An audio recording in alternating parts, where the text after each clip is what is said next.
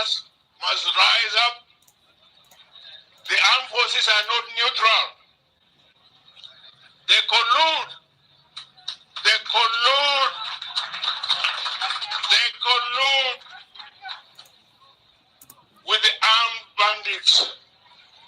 They kill people, kill Nigerians.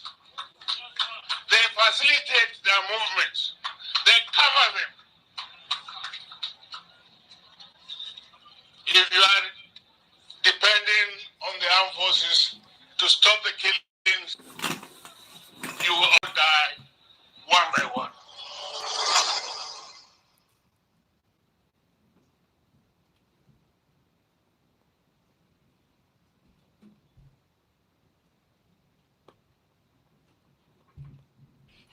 Koiki Media, we're bringing the world closer to your doorstep.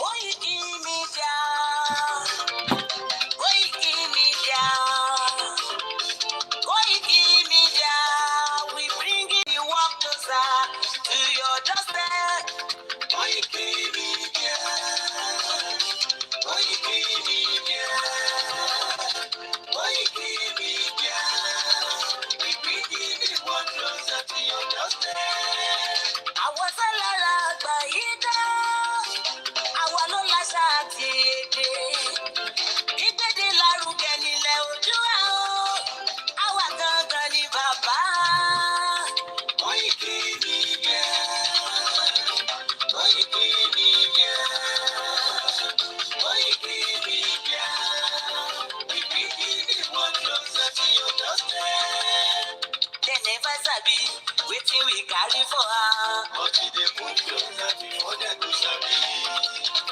I said they never know waiting we carry for body. But they put closer before they do sabi. Ọ̀kìn lọ lọ́jà ẹyẹ ni wọ́n lò ló lájú. Ẹyẹ tó torí kodò bí àdó ọ̀pẹ̀jẹ̀ lẹ́nu. Ká ṣiṣẹ́ fún ilẹ̀ bàbá wa. Ká ṣiṣẹ́ fún ìlú bàbá wa. Ká jùmọ̀ sowọ́pọ̀ ká lè gbódúdú àga. Odùduwà kò bá lè gbé wá. Ọmọ Odùduwà ṣe kiri. Ẹ dìde fún ẹ̀kọ́ adúláwọ̀. Ká lè jọ jùmọ̀ gbé. Ilẹ̀ ìlérí káwa lè gba ògo ilẹ̀ wa. Ká ṣiṣẹ́ ká lè jọ gbàdé. Ká lè gbàdé adé adúláwọ̀. Àwa ni ìmọ̀lẹ̀ tí yóò tàn káàkiri. Ọmọ Odùduwà ni wá. Koiki Media, àwa là ń gbé tó lárugẹ. Ètò tó pọ̀jù ògbó tí wàá mọ̀ ní. Kásá, ẹgbẹ́ polówó ọjà wà kájé kú bá yín jẹ. Ètò tó pọ̀jù ògbó tí wàá mọ̀ ní. À ń gbé tó lárugẹ, à ń kásá lárugẹ. Ètò tó pọ̀jù ògbó tí wàá mọ̀ ní. News and sports, ẹ máa rí gbọ́. Ètò tó pọ̀jù ògbó tí wàá mọ̀ ní. Ọmọ Ìjẹ̀bú alárẹ̀ mi ló ní kí n máa ké tantan. Koiki Media, ọ̀rọ̀ lágbájú mọ̀ mi o. Má bá ṣẹ̀rẹ̀ lọ.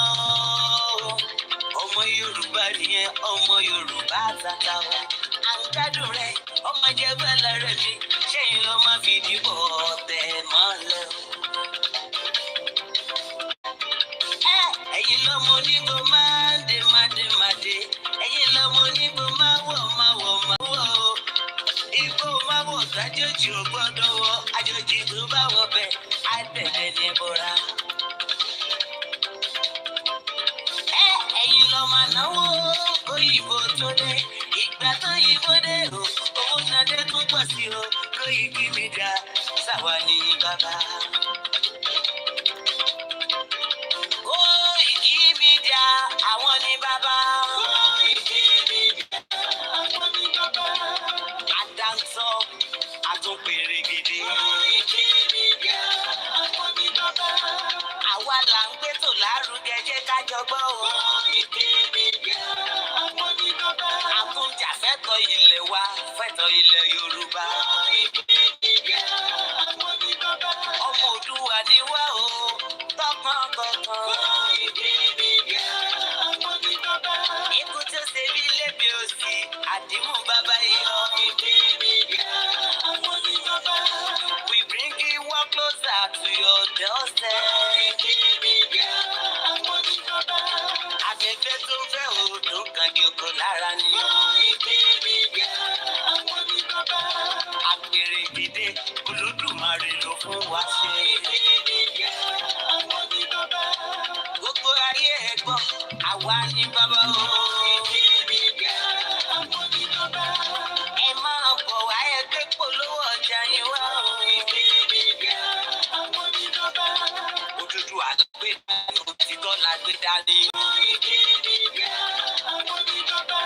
Àgbìsọ̀dàlẹ̀, àgbìsọ̀dìgẹ̀ta.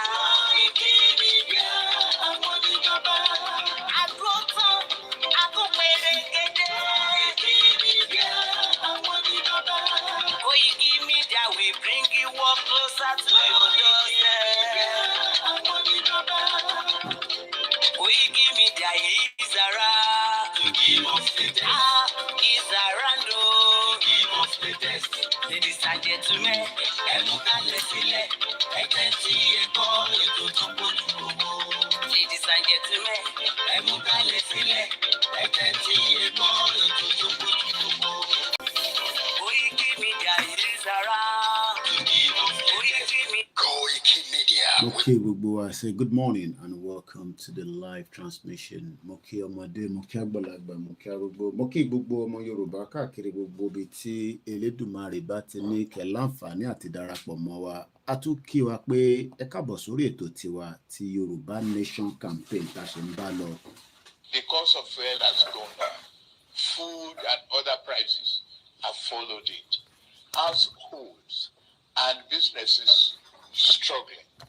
Things seem anxious and uncertain.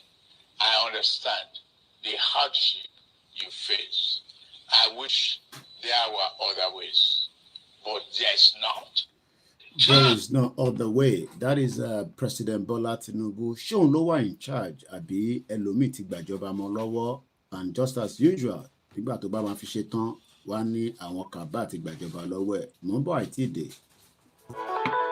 Ọmọ Ìbàràpá lápapọ̀ ẹ̀jẹ̀ àdúgbò lọ́wọ́ àti ọmọ Yorùbá lápapọ̀ tilẹ̀ tó kó ẹ̀mí àbọ̀ ẹ̀bá nǹkan mọ́ Adéyẹmọ.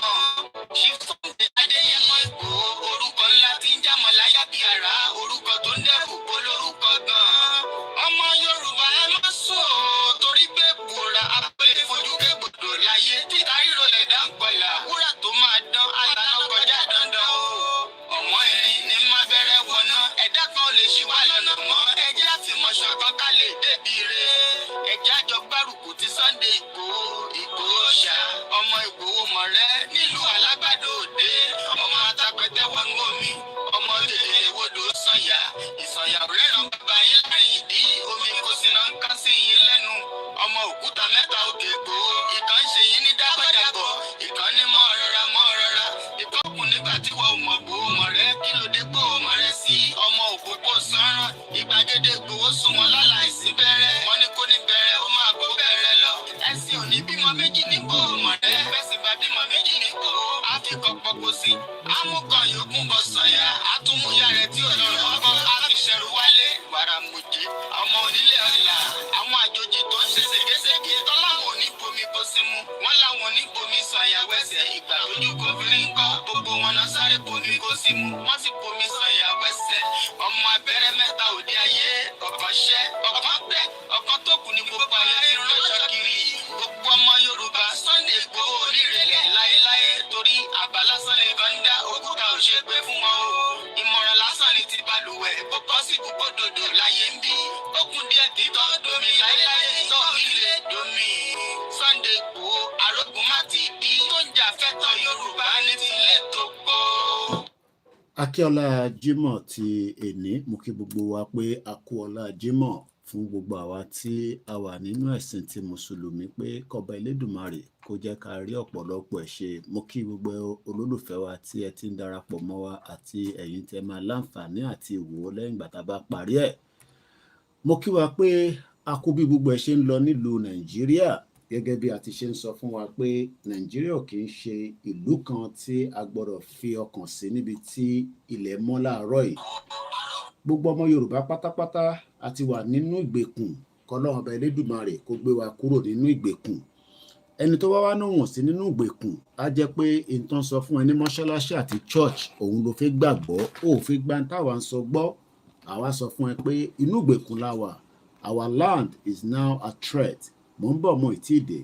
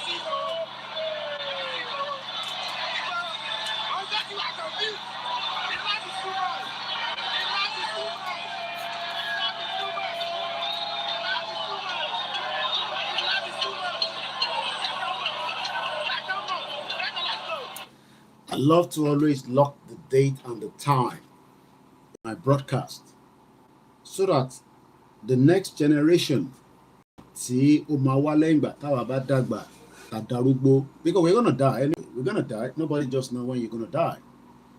Kí Ọlọ́run kó bá mi foríjì uncle mi kan tí mo ṣẹ̀ gbọ́ pé wọ́n náà kú ní Amẹ́ríkà, kọ́lọ́run bá ń dúró ti àwọn mọ̀lẹ́bí náà. I'm not gonna mention the name. Both the wife and the husband are full supporter of the dismantle and the breakup of Nigeria. But like we always say, it doesn't matter ibikíbi tí olúkálùkù wa bá wà, at some point death will come, and that is what something that we need to understand nínú life tá à ń gbé. Many of us will die, but we just don't know when. We just pray for long life so that we can live, and especially our parents will not witness the death of their loved ones. But Uncle Mitokui, when I got the news about 48 hours ago now, almost precisely 48 hours, it came as a shock, just like many people do not want their loved ones to die. Èèyàn á máa béèrè pé àwọn tó ń ṣe dáadáa ó ṣe jẹ́ pé àwọn èèyàn bẹ́ẹ̀ ló máa ń kú. But nobody knows. We cannot blame God for that. A lè pe Ọlọ́run níjà lórí yẹn, a gbọ́dọ̀ gba kámú ni. Like I said, I will not be able to mention the family name, just like so many people are going through the same thing. But I pray pé kí Ọba Elédùmarè kó bá mi foríjì uncle mi yẹn, kó dẹ̀ bá mi foríjì gbogbo àwọn tó ti ṣaláìsí náà in the last couple of days. Ọ̀pọ̀lọpọ̀ èmi ti lọ nínú 2023. Ìwọ̀nba tó kù kò ń ṣe gbogbo èèyàn ló ń celebrate crossover. So ẹ má rò pé in táwọn òyìnbó sọ fún wa, because that's part of the lies. We've been told lies for a very long time. The Chinese do not celebrate January 1st as their new year. So tí ọ̀pọ̀lọpọ̀ yín bá ń celebrate new year, Chinese is not celebrating that. But nítorí pé àwa follow in táwọn colonial rulers tó sọ fún wa, we've now believed that every January 1st òun náà ni new year. It doesn't work like that, because that is what you believe. Kò ṣe tí gbogbo èèyàn believe lágbàáyé. It's a global world. So tẹ́ bá ń dúró pé kí òyìnbó wá sort the problem out, they are not going to sort the problem out. Àwọn ló create the problem in the first place. In tó mọ̀ ṣe lọ́ ti ṣe yẹn, they've destroyed the whole continent. Tó ń pè ní Africa. Wọ́n ti bastardize wa, wọ́n ti bà wá jẹ́. Ẹ lọ ohun tó ṣẹlẹ̀ ní Libya, ní Liberia, ẹ sunkún just less than 24 hours, if not 48 hours. When tanker tó ń gbépo tó ṣubú, táwọn tí wọ̀ ní làákàyè pé you don't go near flammable, even tíyàn bá mu sìgá níbẹ̀. It eventually killed many people. It kills many people. We can only pray for their soul. But this is what àwọn òyìnbó, and this is what àwọn puppet wọn, Tinubu, àwọn puppet ló ń ṣiṣẹ́ fún. He's not in control of Nigeria, and he has never been in control. He doesn't have any iota of respect for human rights or even the lives of many of you. Many tí wọ́n dúró pé Tinubu ló máa wá sort ayé yín out. Ẹ jẹ́ mo yóò yà ká tó débi tá à ń lọ. Mo ń padà bọ̀. Orílẹ̀-èdè.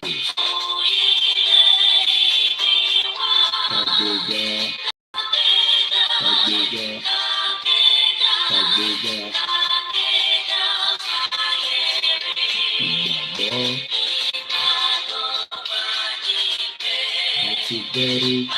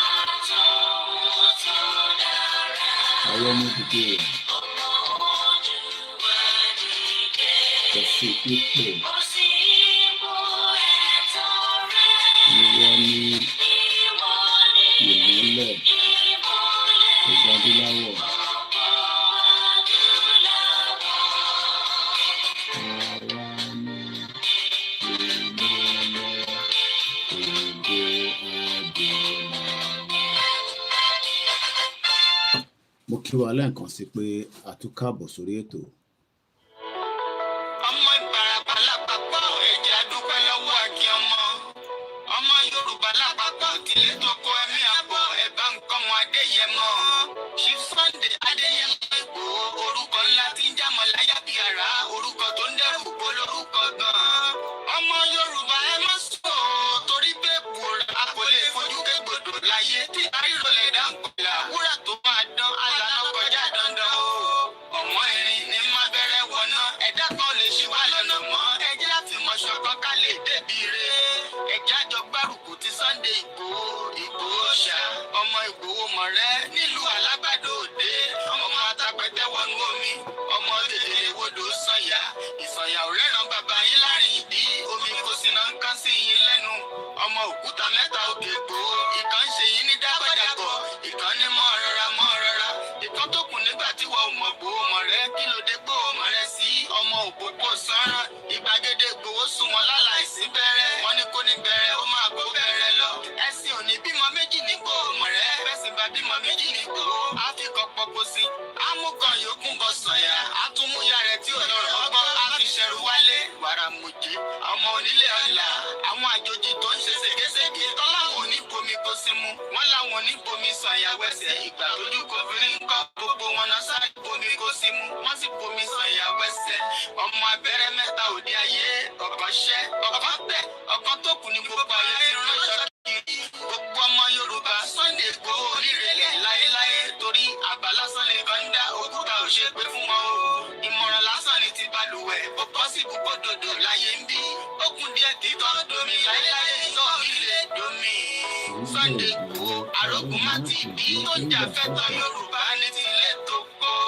lọ lẹ́ẹ̀kan sí mi ń bọ̀ mi ti dé. ọmọ Ìbàràpá lápapọ̀ ẹ̀jẹ̀ adúpẹ́ lọ́wọ́ àkí ọmọ tó bá fi gbọ́ ilé ìpẹ́ lọ́kọ́ padà wà ń bọ̀. tìlé tó kó ẹ̀mí àbọ̀ ẹ̀bá nǹkan wọn Adéyẹmọ Chief Sunday Adéyẹmọ Ìgbòho orúkọ ńlá tí ń jámọ́ láyà bí ara orúkọ tó ń dẹ́rù bó lórúkọ gan-an ọmọ Yorùbá ẹ má sùn o torí pé kúrò a kò lè fojú kégbodò láyé tí àríro lè dá nkọlà wúrà tó máa dán alànà kọjá dandan o ọ̀wọ́n irin ní má bẹ̀rẹ̀ wọ̀nà ẹ̀dá kan lè ṣì wá lọ́nà mọ́ ẹjẹ́ àfimọ̀ ṣọ̀kan ká lè débi re ẹjẹ́ àjọ gbárùkù ti Sunday Ìgbòho ṣá ọmọ Ìgbòho mọ̀rẹ́ nílùú Alágbàdo Òde ọmọ atapẹ̀tẹ̀ wọnú omi ọmọ tètè wodò sànyà ìsànyà òrẹ́ràn bàbá yín láàrin ìdí omi kò sí náà ń kán sí yín lẹ́nu ọmọ òkúta mẹ́ta òkè Ìgbòho ìkan ń ṣe yín ní dábàdàbọ̀ ìkan ní mọ́ rọra ìkan tó kù nígbà tí wọ́n mọ̀ Ìgbòho mọ̀rẹ́ kí ló dé Ìgbòho mọ̀rẹ́ sí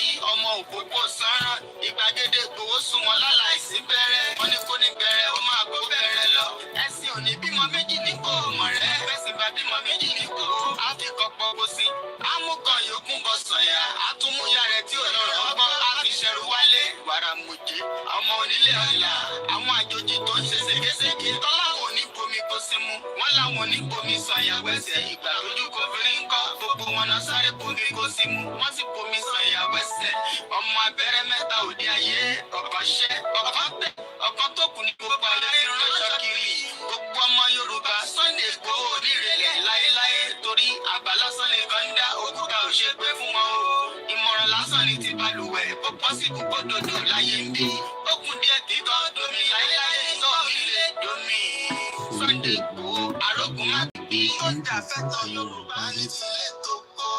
tí wọ́n Danjuma bá ń sọ̀rọ̀ sí wọn lórí àwọn tó fi gbọ́ mọ́ ń bọ̀. In this state is under assault.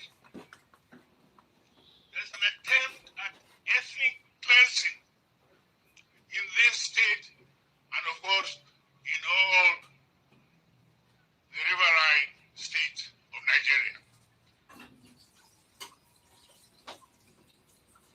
We must resist it. We must stop it. Every one of us must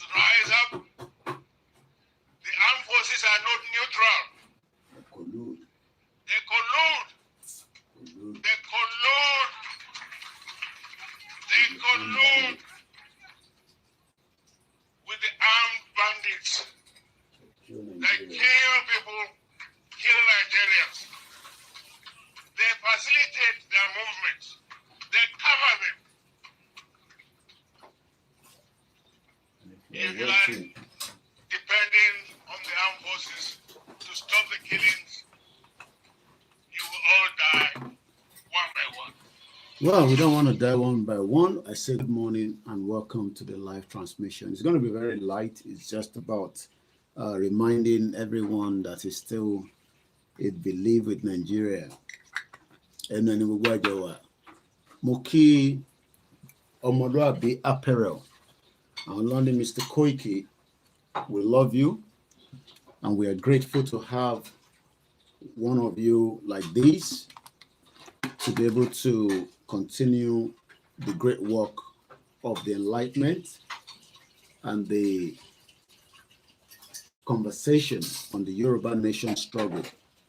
Bí máa pè mí ni pé káwọn make sure pé gbogbo outfit tí bá ń wọ̀ bí irú eléyìí tá wọ̀ ẹ rí pé ifá lọ́kọ sí lára mo mọ̀ bí ó ń ṣò lórí òkè ó ń ṣò ifá ẹ rí pé ifá òun lọ́kọ sí lára ìtọ́ fi ń sọ fún wa pé ìran ọmọ aládé náà nìyẹn ifá ni wọ́n kọ sí lára àwọn náà ni wọ́n ń ṣe fìlà yìí tẹ́ bá lọ sórí website wọn kò sí ìtẹ́ni bá pàdé níbẹ̀ àwọn ni wọ́n pè ní ọmọlúàbí apparel oríṣiríṣi lọ́ní ẹ bá ọ̀dẹ̀ wá deliver fún yín kò sí ibi tẹ́ wà lágbàáyé tẹ́ bá ti ọ̀dẹ̀ wá deliver ìwọ tó bá sì fẹ́ flag ẹ kàn sí wa ó rà ń pa ṣì níbi mélòó kan tí a sì lè tà fún yín ẹ̀yin tẹ́ bá dẹ̀ sì fẹ́ sọ pé Kóìkì a fẹ́ mọ̀ nípa rédíò tí wọ́n ní wọ́n ń tà bẹ́ẹ̀ ni à ń tà ní oríṣiríṣi nǹkan làwọn èèyàn sọ yín ọkàn mi problem tí yín nìyẹn tẹ́ bá fẹ́ ra rédíò ẹ kàn sí wa àsọ bí tẹ́ ti máa rà á mọ́mí wa kan náà ti rà dádì wa ti rà ọmọdé ń rà àgbàlagbà ń rà kò ń ṣọ̀fẹ́ ẹ̀yin tẹ́ báyìí ti lówó ẹ máa lọ gbọ́ broadcast wa lórí social media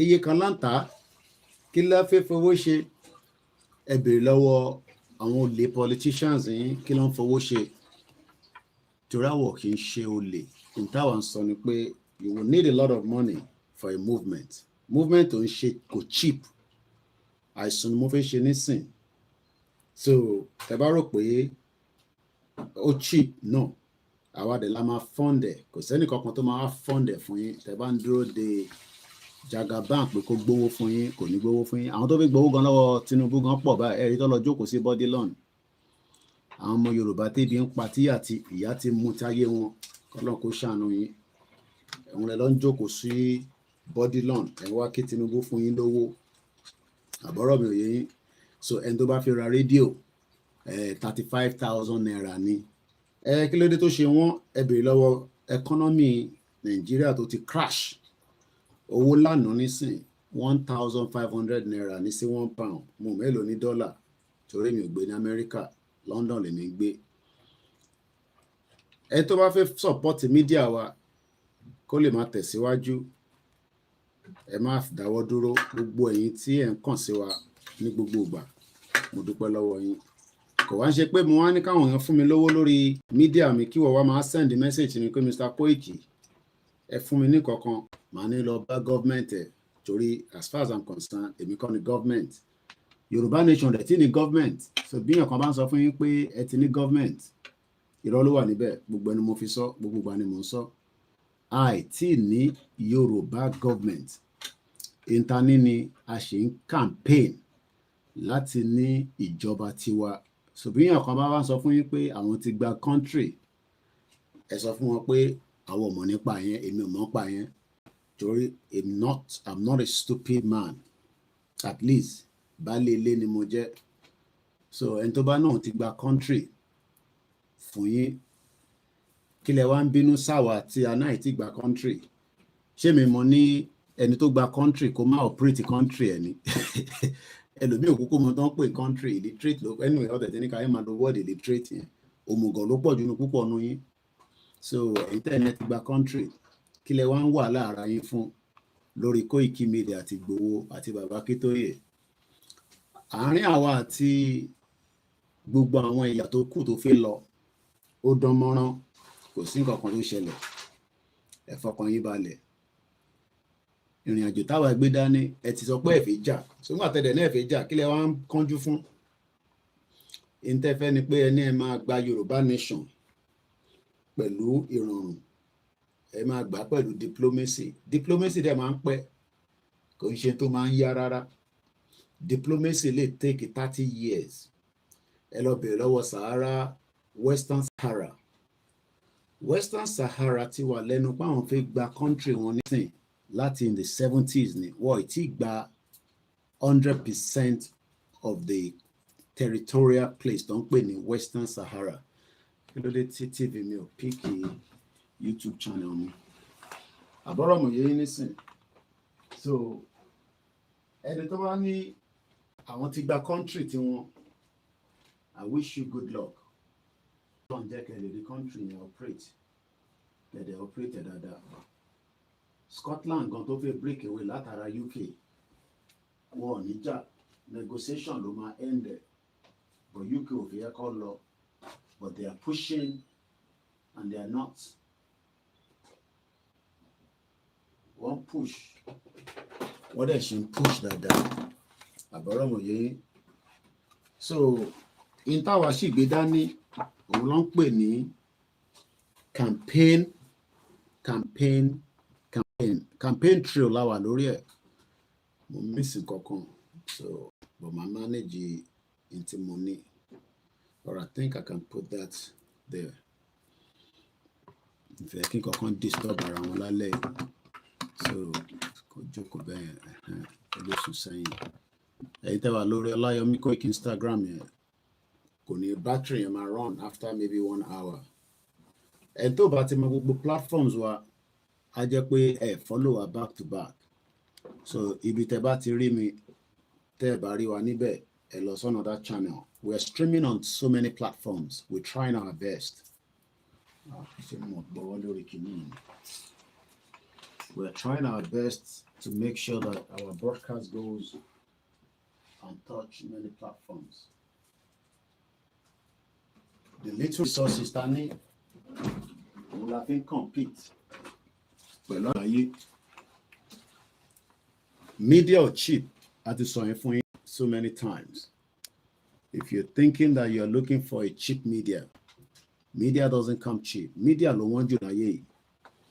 Media lo want you is one of the most expensive things in the world. And that is the reason why Tebandro de CNN, Tebandro de Al Jazeera, Koma Soro, right to self-determination lójoojúmọ́, ẹ fẹ́ dúró pa.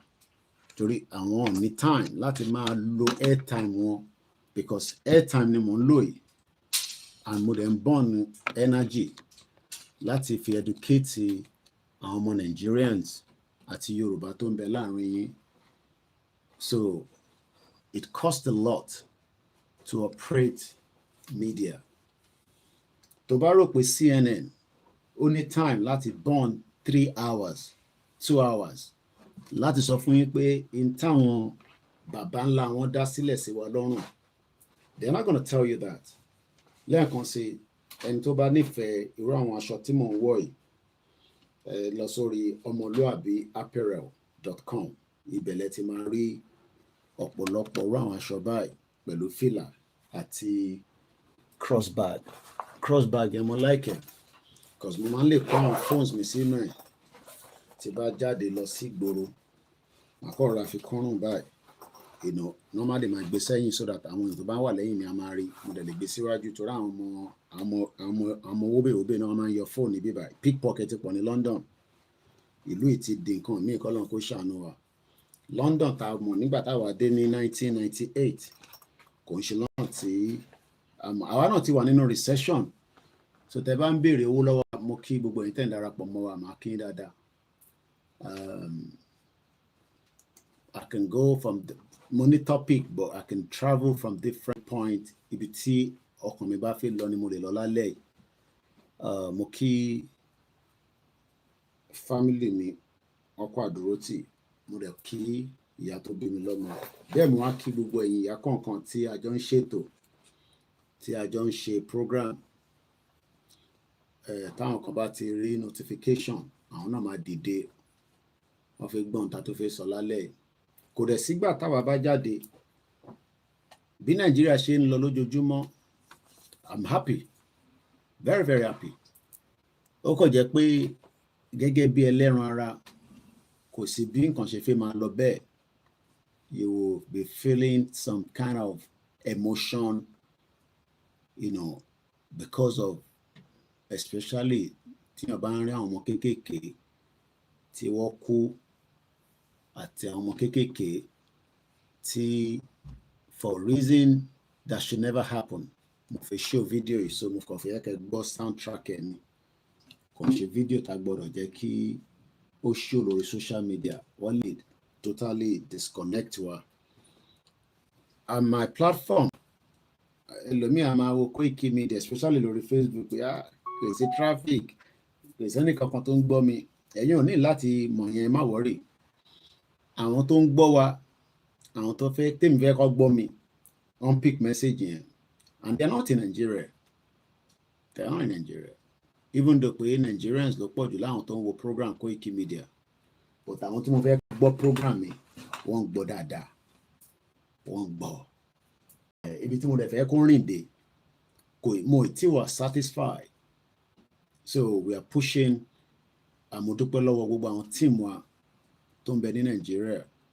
Ẹ má rò pé bóyá mo ṣe bẹ̀rẹ̀ iṣẹ́ ni no mo ń ṣe archive àwọn videos tí mo ti ṣe kó tó di pé mo bẹ̀rẹ̀ Yorùbá Nation. Ní mo bi tó wà nítorí pé channel tí mo fi operate nígbà yẹn mo ní dárúkọ channel yẹn because èmi mo kàn bá wọn manage but mo ti ń kó àwọn videos yẹn together so tí gbogbo videos yẹn bá ti ready màá sọ bí tẹ́tí máa lọ wò so that kẹ́lẹ́ lọ playback pé bọ̀bọ̀ tó wá ń pariwo Yorùbá Nation yìí ǹjẹ́ ó tẹ̀ gbìyànjú ní pé kí Nàìjíríà kó tẹ̀síwájú ǹjẹ́ ó sọ̀rọ̀ nípa Nàìjíríà rí because fáwọn kan they see me as ẹni tí kò níṣẹ́ lọ́wọ́ àbí ẹni tí ìfẹ́ àti Nàìjíríà is not there. It's not like that.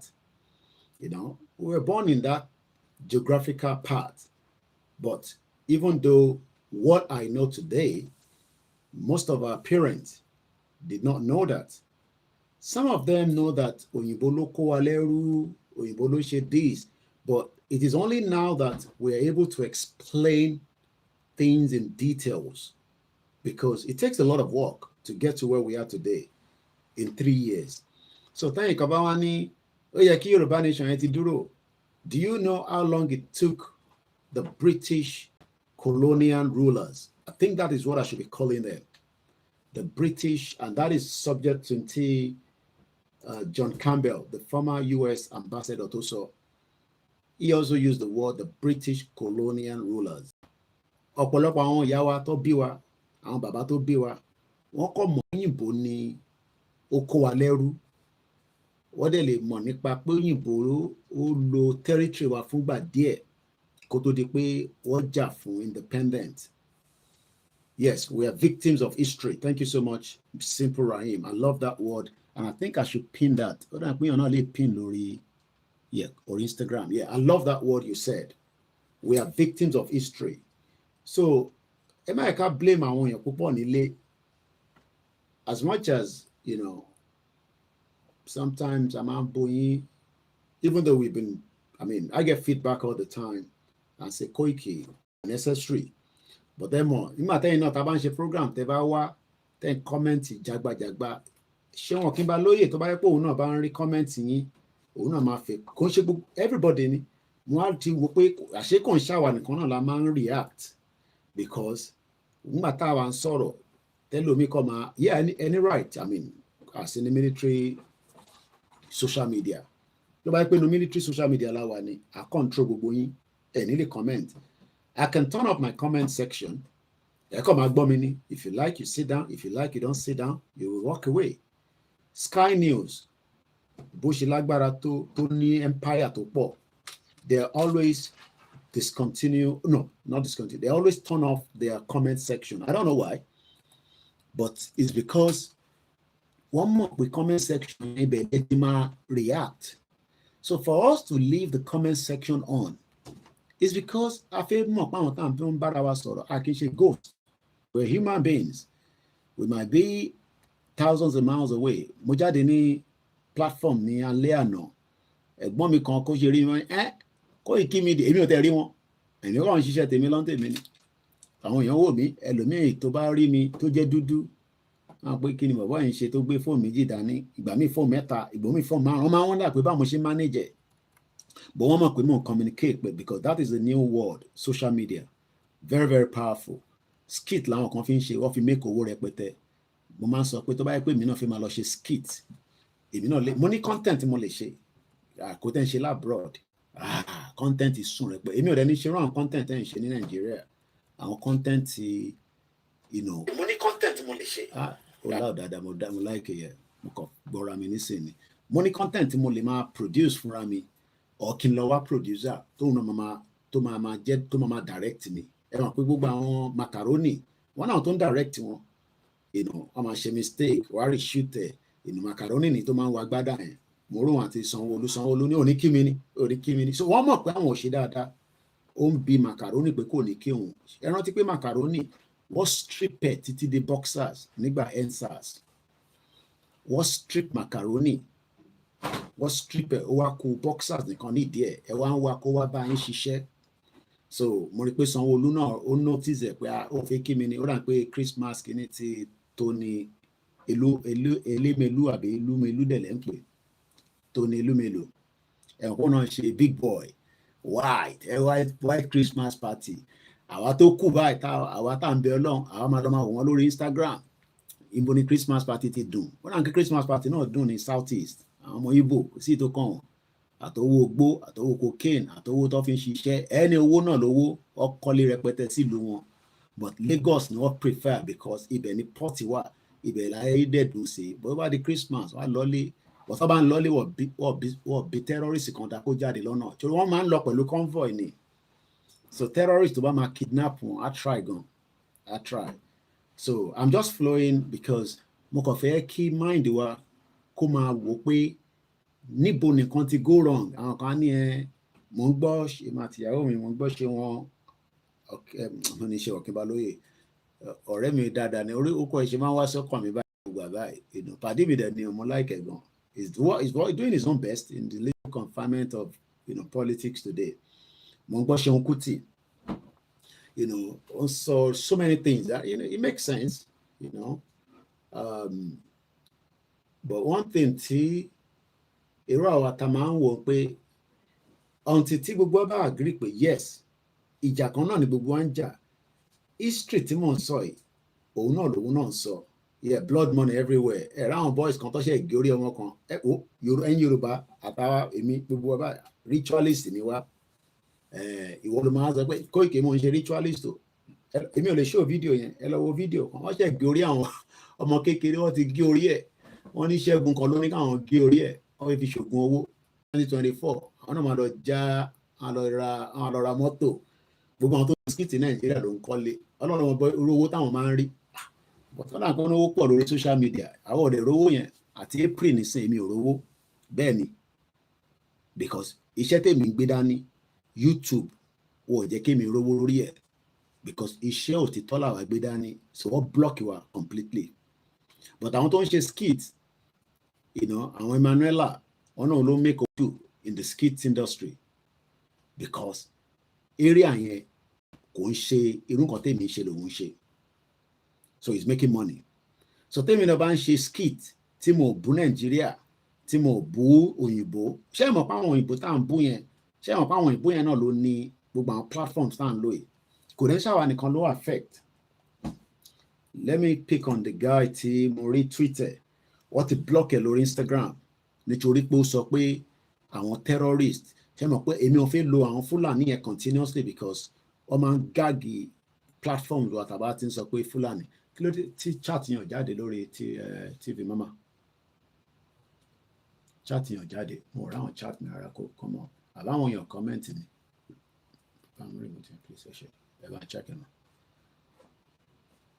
àwọn àbáwọn èèyàn sí lórí platform ẹ̀ kúkú pín program tábàdẹ̀ wà live nísìn ẹ̀ ní rí wa àtútù wá live nísìn ìtẹ́ ẹ̀kẹ́ bá wa share program yẹn bá wa share ẹ kàn máa jókòó sínú platform yẹn ẹ̀yin nìkan lè fi máa gbọ́ tí ìbàdí wà jáde lálẹ́ nísìn ní mọ̀ pé program wa bẹ́ẹ̀ ni TJ Baba blood money everywhere how old is she ta ni she yẹn tó ń sọ yẹn wọn kí mo ti sọ̀rọ̀ tó pọ̀ so mo rántí ibi tí she yẹn ti jáde so at the end of the day okay bí a tó rí comment yẹn jáde lórí TV mi ni Gani Olóyèdè mo kí ẹ mo ti rí ẹ brother mi dáadáa kí lórúkọ ẹ̀ ń jẹ́ Ayọ̀míkún Dámíjò àwọn tí Amẹ́ríkà uncle mi tó kú l'Amẹ́ríkà yẹn máa dùn mí gan. I had the man voice asking for Igbo ẹ̀gbọ́n mi yẹn wọ́n lọ Manchester wọ́n ní Koiki Media mo kí wọn dáadáa mo kí Mr. Falana Muyiwa ẹ̀ka lẹ́sà èèyàn kan ní kí n fóun lówó ó ń yọ mí lẹ́nu lẹ́jọ́ mẹ́ta ẹ̀ chance send message dá lóhùn èmi gan lówó anybody mo ti fún family mi lówó tí mo máa fún èèyàn kan lówó ẹ̀rọ pé torí àjọ sórí social media as a public figure mo sọ fún yín pé mi gan paṣu because tí bá yẹ pé mò ń ṣe content màá máa paṣu gidi mo dẹ̀ ṣe drug a dẹ̀ ṣe yahoo a ṣe 419 ìyẹn la ṣe fi wà nílùú ìṣòro ẹ̀yìn tẹ̀sẹ̀ ń dé sí abroad ẹ̀yẹ lọ ṣe sùúrù ẹ̀ ń wọ́wọ́ mo rí bọ̀bọ̀ kan tó ń fẹ́ bọ́mọ 14 years old sùn ó lọ ń wọ mú ọmọ 14 years old mo sọ pé lálẹ́ mo kàn ń divert káàkiri ni ibi tẹ́mi mi bá lọ but mo fẹ́ sọ̀rọ̀ nípa bọ̀bọ̀ tí wọ́n blọ́ọ̀kì Instagram page ẹ̀ ilẹ̀ ń gbóná rẹpẹtẹ lọ́dọ̀ àwọn Simon Ekpa lọ́hùn ó gbóná burúkú àwọn ọmọ Yorùbá náà fẹ́rù ẹ̀ lọ́dọ̀ tiwa bọ́ tí rẹ̀ di ìrọ́lẹ̀ ń pa ẹ fẹ́ jẹ́ kí olóyè nìkan kó lọ síwájú bọ̀ yín ò tí rẹ̀ di okay Manuela èmi ọmọ ọmọdún lè dùn nísìnyí ó ti dàgbà díẹ̀ I think she should be probably about 15 or there but I don't know but ó ti dàgbà mo rí tí ó ṣe fídíò kan táwọn èèyàn complain paṣọ tó wọ̀ nǹkan and people were really not happy with the outfit but ó padà jáde àwọn parents ẹ̀ jáde wọ́n apologize so mo fẹ́ lọ mú orúkọ bọ̀bọ̀ yẹn jáde ó ní they are killing Christians in Nigeria and it's true they are killing a lot of Christians in Nigeria mo kí Prince Ademola Heritage ẹ̀ka rosa Ayọ̀míkún Dámíjù my brother ẹ bá wa share gbogbo program yẹn kẹ̀dẹ̀ like kẹ jẹ́ kí á yẹn àwọn ẹ̀mọ́ àrùkọ̀ bí àtàbá ní ká share ẹ̀mọ́ àrùkọ̀ bí ẹ máa fún wa lówó àbí lọ́wọ́ bá ọ ẹ mọ̀ pé bá ṣe ń share tẹ́ ń like ẹ̀ ń sọ fún technology yẹn pé ìyá mi Grace Olúṣòótọ́ àdúrà wa gbà mú kégbọ̀n GR1 tí sùn àwọn ìyá lálùbáríkà àbáwọn náà kọ yẹ mo ti rí wọn ẹ̀yin tara Dublin mo ń bọ̀ wá kí ní 2024 ẹ̀yin lẹ máa ra ticket mi mọ́ mi ọ̀dọ̀ yín dẹ̀ ni máa dé sí lágbára Ọlọ́run so 2024 mo ń bọ̀ wá kí ẹ jẹ́ kí n sáré lọ sọ́dọ̀ arákùnrin náà mo fẹ́ mórúkọ ẹ̀ jáde mo wà lórí Twitter mi follow mi lórí Twitter àwọn ọmọ Biafra nìkan ló ń fọ ẹ wá ní kí n má máa sọ òyìnbó lẹ́ẹ̀kọ̀ọ̀kan ó wà impartial now mo kí Mr. Ọmọdámiláre ẹ máa comment kí lè máa kí yín mo kí bàbá Túndé Dòsùnmú Dòsùnmú ò ní ṣé ti phase 2 nìyẹn ṣé ti phase 2 tàjọ wà ní Dénìjàdèlè mo ní mọ àwọn Dòsùnmú kan tó yẹ pé àjọ fẹ́ àwa báyìí ní ọ̀dọ̀ grandma mi àwọn méjì wà ní London tí mo wà aware of ó ti pẹ́ tí mo ti rí wọn ó dẹ̀ ti pẹ́ tá ti gbúrò ara wa ṣé táwọn ti phase 2 ni àbí Dòsùnmú kan náà orúkọ bọ̀bọ̀ náà ń jẹ́ Sanchi Josh ló ń jẹ́ lórí Twitter but kò ń ṣe Twitter mọ́ X ni ó ń jẹ́ nísìn torí Elon Musk ti rà but tá a bá ní X ẹlòmíràn tó máa ní Koiki owó tó ní X for X-ray ìyẹn la ṣe ń pè ní Twitter kò jẹ́ ká máa lo Twitter mọ́ but a ṣe láti máa pè ní Twitter kó lè bá yé ọ̀pọ̀lọpọ̀ èèyàn ẹ̀gbọ́n kan tó kọ sórí Twitter account 15 hours ago hope at metal META tẹ́ bá ń gbọ́ Meta. Facebook náà ti change orúkọ wọn, Meta ló ń jẹ́ nísìn. So tá bá ní Facebook torí pé yẹn ni ó easy láti understand, but the right pronunciation now is Meta. Wọ́n ti change orúkọ organization yẹn. Ó ní Facebook reinstate my Instagram account. Kí ló dé tó ṣe disable Instagram account ẹ̀? Ẹni tó bá ń sọ òtítọ́ ẹ̀ ń bá word power jà ní. Ẹ̀yin ò mọ̀ pé ìjókòó tá à ń jókòó ẹ rò pé ẹ̀yin nìkan lẹ́ ń gbọ́ ni. Ẹ mọ̀ a security agency káàkiri gbogbo àgbáyé tó wà lórí program yìí tó gbọ́ Yorùbá. Iṣẹ́ tó wọ́n sọ wọ́n fáwọn kan wọ́n lọ máa gbọ́, especially àwọn tó bá ń ṣe activism, which is what we are part of what we are doing, because iṣẹ́ tá gbé dání ó ti di iṣẹ́ activist. So they are very, very skeptical. Wọ́n mọ̀ nǹkan tá fẹ́ ṣe. No, kì í má ní wọ́n mọ̀ tá fẹ́ ṣe. But wọ́n ń wò pé báwo lẹ ṣe fẹ́ dì bíbí tẹ́ ń lọ, because ìtẹ́mi béèrè fún nísìn kò ń ṣe mọ́ínmọ́ín àtẹ̀pà, wọ́n ń ta ní Tesco, wọ́n ń ta ní Costco, wọ́n ń ta ní brand yín ní Shoprite. Is either you fight for it or you just continue to wait until miracle. Ẹ mọ̀ pàwọ́ dẹ̀ like miracle lọ́dọ̀ tiwa, you know, prophecy orí kálukú àmà sọ prophet. Èmi ò ní àdúrà kí n gbà ó ìjókòó síbà kí n sọ pé no, but àwa bí Elédùmarè ṣe kẹwàá tó a fi èyí tó jẹ́ tiwa sílẹ̀. Irú àwa báyìí nísìn àwa ọmọ èṣù làwa báyìí nísìn. Brother mi kan gbọ́ program ó rẹ́rìí pa títí ó ní Mr. Koiki ó ní òtún ní ìtẹ́ tó gbé jáde ó ní mo mà láìkì yẹn ẹnẹ́yìn ọmọ èṣù ọmọ Jésù ọmọ ànábì. Mo ní bẹ́ẹ̀ ni mẹ́tẹ̀ẹ̀ta lèmi ṣe. Ibi tí ọgbọ́n orí mi dé nísìn at 40+, màá jẹ́ kíyàn kan wá kó mi lómi ọbẹ̀ jẹ tí mo dẹ̀ ti kúrò Nàìjíríà. Kódà tí Hindu bá wọ́ọ̀kì gan sẹ̀ mò ń ṣe Hinduism, kò sí tí mo lè ṣe. Ò bá ní atheist ní mí, ò bá ní astrology ní mí, gbogbo ẹ̀ ni mo lè ṣe. Because mo ti kúrò ní Nàìjíríà tí wọ́n ti fi that religion yẹn wọ́n ti fi block mind yín. Ìdí tí ọ̀pọ̀lọpọ̀ yín tẹ́ bá wá kúrò ní Nàìjíríà tẹ́ bá tún dá abroad ẹ rí pé it's a different world entirely. It's a different world entirely. Ẹ jẹ́ n padà sọ́dọ̀ Sanchi Josh. Like I said, we're just moving around, you know, even though I fi topics síbẹ̀, a gbọ́dọ̀ má fi topics sórí program ni. It's just to get the message going.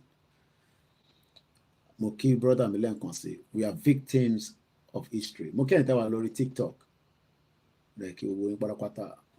Aláwọ̀ bàbá gbogbo àwọn yẹn á ti sùn. Bẹ́ẹ̀ ni, kò síyàn kankan lórí Mixlr, but tó bá dàárọ̀ wá gbọ́. Ó ní wọ́n disable account òun. Why would they disable an account of somebody like him? Only nothing less than at least 134,000 followers lórí Twitter. Mo mélòó ló ní lórí Instagram. Do you know the reason why his account was disabled on Instagram? Ẹlòmíì mo ti rí àwọn kan tó ní Instagram page yóò lọ sókè ju bó ṣe yẹ lọ, ojú kan ló wà.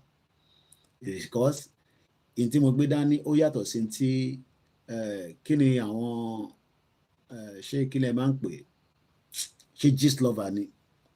Èmi ò ṣe gist lover, okay? Gist lover àwọn gossip làwọn ń ṣe. Èmi jàjà tó máa save gist lover àtàwọn tí gist lover ń dá lóhùn. Bó tẹ kí mi gan máa kí ẹ délédélé easy. Ẹ̀gbọ́n mi easy, mo ń bọ̀ máa sọ̀rọ̀ yín díẹ̀ nísìn. Ẹ̀gbọ́n mi dẹ́rùn àmì ní ìjẹta, bọ̀ mo ń bọ̀ lọ́dọ̀ wọn. Sanchi Joshua, number one, Tadneli, ẹ jẹ́ ká kọ́kọ́ bẹ̀rẹ̀ láti bẹ̀, because that is the only way you can understand. Is a digital creator, a social media strategist.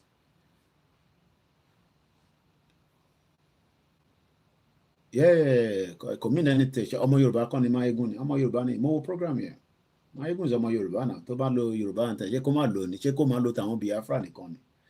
I was on his program. I watched the last couple of few minutes. You know, I was very busy. I've been very busy anyway. He's also a political junkie. Mo like ọ̀rọ̀ yẹn, political junkie. He's also a Catholic journalist. Gangan ni kẹ́ dìmú. that means pé ẹni tó jẹ́ Catholic journalist ó gbọ́dọ̀ máa report gbogbo bí tó bá ti ń pa Christian. Oh yeah, you know, he's doing his best. Olúkálùkù, we are all trying our best, but àwọn ọmọ Yorùbá ní àwọn ìtì gbàgbọ́ pé Nàìjíríà ó gbọ́dọ̀ pín because inú ìyàlẹ̀ wà. Àyè tí mi ń ṣe ní ìbàyìí náà ni gbogbo àwọn medias tó kù náà ń ṣe. Olúkálùkù wa ṣe ń play bá ṣe ń gbé ló yàtọ̀, but point kan náà la ṣe máa arrive sí. Mo ń sọ àwọn dágbóró àwọn wèrè tó náà ti gba country, àwọn yẹn kọ́ là ń sọ àsọ̀rọ̀ àwọn yẹn. Àwa ta ní làákàyè, àwa ta ní foresight, because in tó bá ti mú yín tẹ́ bá ti sọ pé ti gba country tẹ́ lè defend country yẹn ẹ̀ ń tanra yín. Kí ni mo sọ? Táwa gan bá declare Yorùbá nation, táwa bá ti defend ẹ̀ ká forget ẹ̀. So nígbà táwa bá dẹ̀ ti lè defend ẹ̀ kí la fẹ́ lọ defend fún? Ọ̀nà ẹ̀ ọ̀ ti declare Yorùbá nation ọ̀dẹ̀. Railway industry gan sẹ̀ wọ́n sọ fún mi pé tí train mi bá run late for 15 minutes kí n lọ claim owó padà. So ṣe rò pé country dàbí ẹ̀pà àti gúgúrú ni? Kò ń ṣẹ̀pà náà. Kí mi á láìkí kí n ṣó yín ní orí ẹ̀pà lélẹ̀ nísìn. Ẹ wá sọ country, ẹ wá sọ di ẹ̀pà orí ẹ̀pà lélẹ̀ lórí jẹ́ ń fọ́. Ìyẹn ló ṣe máa ń ní tó bá ń gúnyán nínú kí ni ẹ bá ń powó yẹn, ẹ̀yin àgbàlagbà tẹ́wà lórí ètò, mo kí gbogbo ẹ̀yin àgbàlagbà wa. Wọ́n tó bá ń gúnyán nínú kinní kan, ẹni máa yó, ẹni ò ní yó, òun lọ̀rọ̀ tó wà ńlẹ̀. Gbogbo ọ̀rọ̀ tá à ń sọ lójoojúmọ́, ẹni máa yó nu yín máa yó nú ẹ̀. Àwọn tó ò ní yó, a gbàdúrà pé nǹkan kan ṣe yín, but ẹ rí result ẹ̀ láàárín country tẹ wà yẹn. Kò yé nísìn. Wọ́n ní tó bá ń gúnyán nínú odó, ẹni máa yó, ẹni ò ní yó, òun ló pọ̀ jù ní gbogbo yín. Because faith yín pé one day this country will be beautiful, this country will be progressive. Níbo? Nígbà tẹ́yìn bá ní kó wà progressive, àwọn Biafra ò ní jẹ́ kó wà progressive. Nígbà tí Biafra bá fẹ́ kó wà progressive, nítorí pé wọ́n ń béèrè demand wọn, àwọn terrorist tí Sanchi Josh, a Catholic journalist, tó wá jókòó pé torí àwọn Nigerians ò bá, torí yín ò bá pé ẹ má bínú pé mò ń lo èdè yẹn, mo kàn fi ń ṣàpèjúwe ọ̀rọ̀ ni. Because how can they kill 200 people? No reaction. Everybody has forgotten about it because we are waiting for another 200 people to be killed again. Ẹ jẹ́ ká gbọ́ soundtrack. Àwọn ìdí tí Sanchi Josh kò gbé ní Nigeria is outside Nigeria. 6,000, mo mọ̀ how many thousand kilometers, mo mọ̀ ọdún tó ń wà. You know, ẹ jẹ́ ká kọ̀ tẹ̀ tú ká lọ wo background kí n lọ wo age ẹ̀. So mo fi lọ sórí okay, ó wà lórí Sanchi Josh. Okay, ọ̀nà lélẹ̀. Okay, all right. Go coffee circulate there. No problem. Mo fẹ́ wo kí ni age ẹ̀. Because òun ò sí Nàìjíríà, ó dẹ̀ ń jà on behalf of many Nigerians. Do you know that ọmọ 1984 ni? Mo kí safety domain. Ẹ káàbọ̀ sórí ètò wa. Ta ló bí sí Nàìjíríà lénìí tó wà nínú broadcast tó jẹ́ 1980. Ẹ kàn sọ pé Kóìkì, èmi nìyẹn sà, èmi nìyẹn mà. Ọmọ Dámiláre ni, instead of the people to fight, bàbá mi ní, instead of the people to fight for self-determination, they are hoping for one Nigeria. Bẹ́ẹ̀ ni, ọ̀rọ̀ burúkú. What tún ní, we Yorubas are not ready to free ourselves because I listened to interview your guy did with people in Abeokuta. It's a pity that many of them still believe in one Nigeria. Èdè ni. Ta ló bí ní, mo kí àtó bí mi lọ́mọ, mo kí bàbá Kítóyè, mo kí Gbòwòṣà, mo kí ẹ̀gbọ́n mi tí ẹ pàdé mi Brazil, kí lẹ ṣe pé mo ti jíṣẹ́ fún olóyè Ìgbòho, wọ́n dẹ̀ ní bẹ́ẹ̀ ni àwọn mọ̀ yín dáadáa. Olóyè mọ̀yàn, kábíyèsí Elédùmarè, èèyàn ni bàbá yẹn. Mo kí gbogbo àwọn ọba aládé, mo kí gbogbo àwọn sọ̀ngbọ̀, mo kí àwọn olówó ilẹ̀ Yorùbá. No, TJ àgbàlagbà ni wọ́n, àfẹ́wọ̀ 1978, wọ́n ti darúgbó. àwọn tó bí ní 1980 ni mò ń béèrè so kò sẹ́nìkan àwọn tó bí ní 1980 láàrin gbogbo wọn báyìí gbogbo àdàgbà nìyẹn ok àbí bí a so kò ààrẹ tó bí ní 1980 nínú program báyìí ẹ má parọ́ èjì náà ó dà Sanchi Joshi yẹn was born on the 7th of August 1984 he's 39 years old kò gbé ní Nàìjíríà. He's a digital creator, social media strategist, political junkie, a Catholic journalist.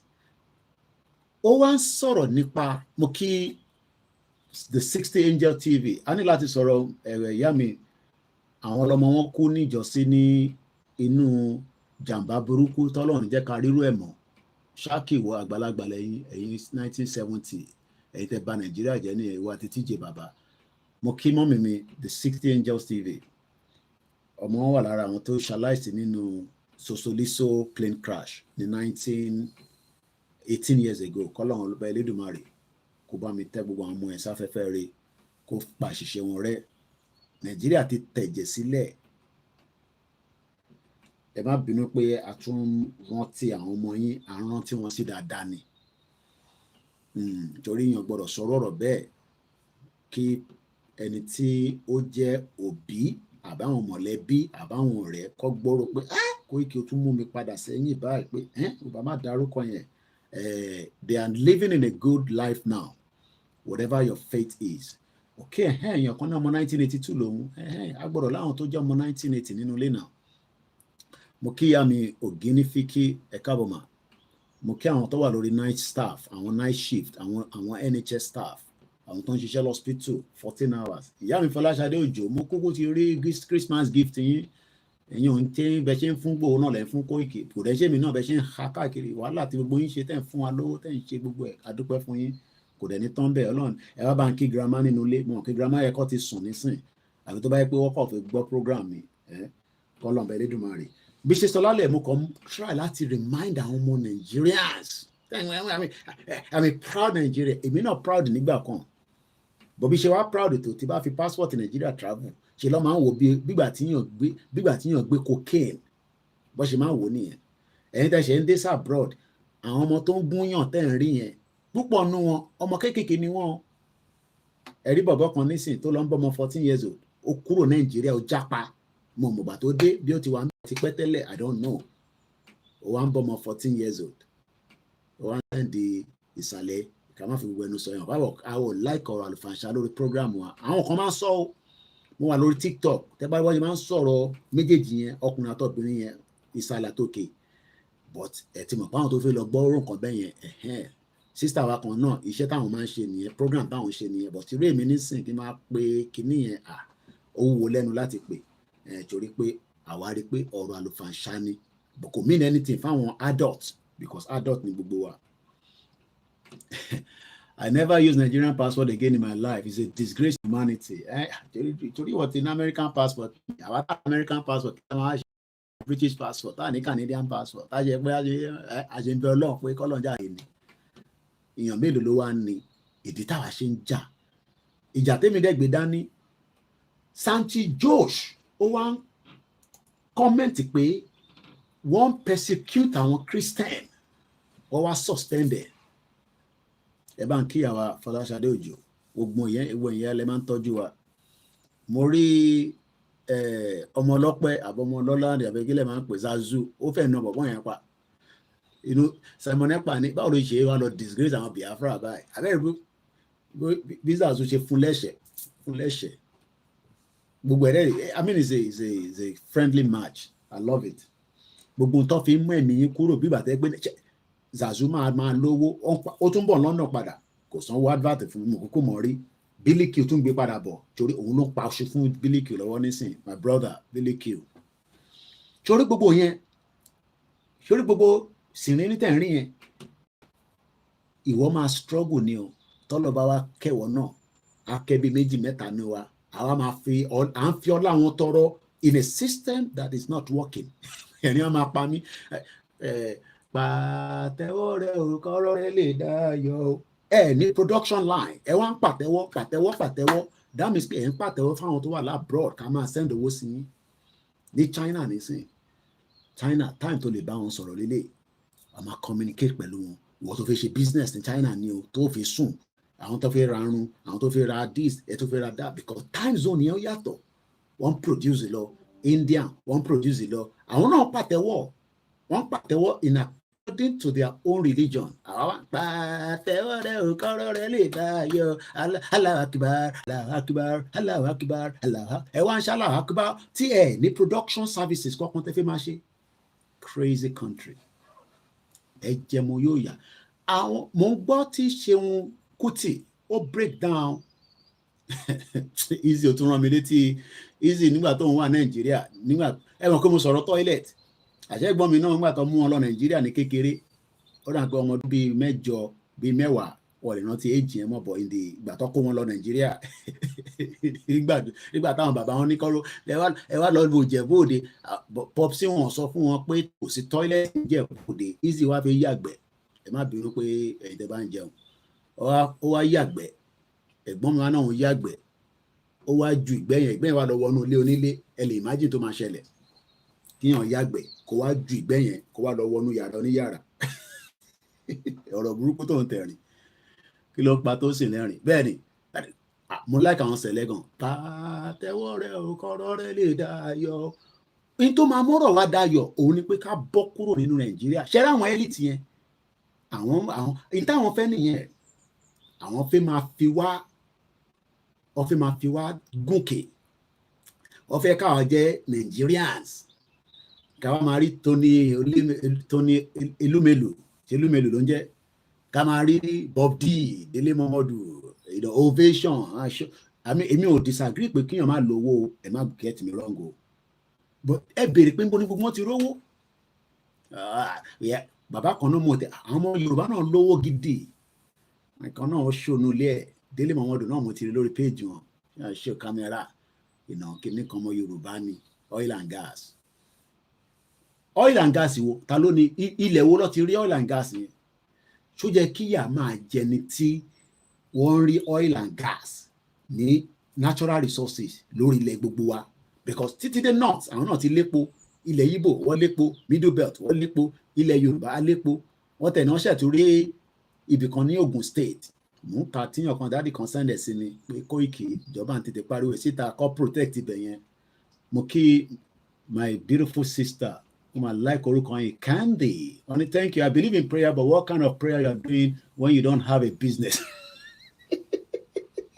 pàtẹ́wọ́ rẹ tó bá tẹ̀ jẹ́ pé ẹ̀ ń pàtẹ́wọ́ wọ́n wá fún yín níná o mọ̀ pé èèyàn lè máa ṣe àdúrà nínú church ẹ̀ kó wá di pé ìgbà tí wọ́n wá jí wà kọ́ lọ sí iléeṣẹ́ lèmi wà báyìí nísìn kí wọ́n máa pàtẹ́wọ́ kí British government máa fún mi níná tí bá ní kọ́ bá mi paná ẹ̀ nísìn ẹ máa pé Kóìkì ṣe kò ṣe ó sanwó náà nílé ẹ̀ ni àdúrà ló dáa jù èèyàn máa ń fi àdúrà jagun but government gbọ́dọ̀ wá provide in tí ẹ fi máa wá lè tẹ̀síwájú so that àwa jẹ́ kí gbogbo ẹ̀ kó máa line àwa ń gbàdúrà mo ní January ẹ gbọ́ wíníwíní ọ̀rọ̀ lẹ́nu bàbá wa kan kọ́lọ̀ bá ń lọ́rọ̀ ẹ̀mí wọn títí dìgbà yẹn níwọ̀n bá díẹ̀ ọjọ́ tó kù báyìí tá a máa fi wọ January àìtíjọ mú date ẹ sunkún fún bàbá yẹn ní tí Nàìjíríà ti ṣe fún wọn gbogbo ẹni tó bá ti ní tí Nàìjíríà ṣe fún yín in details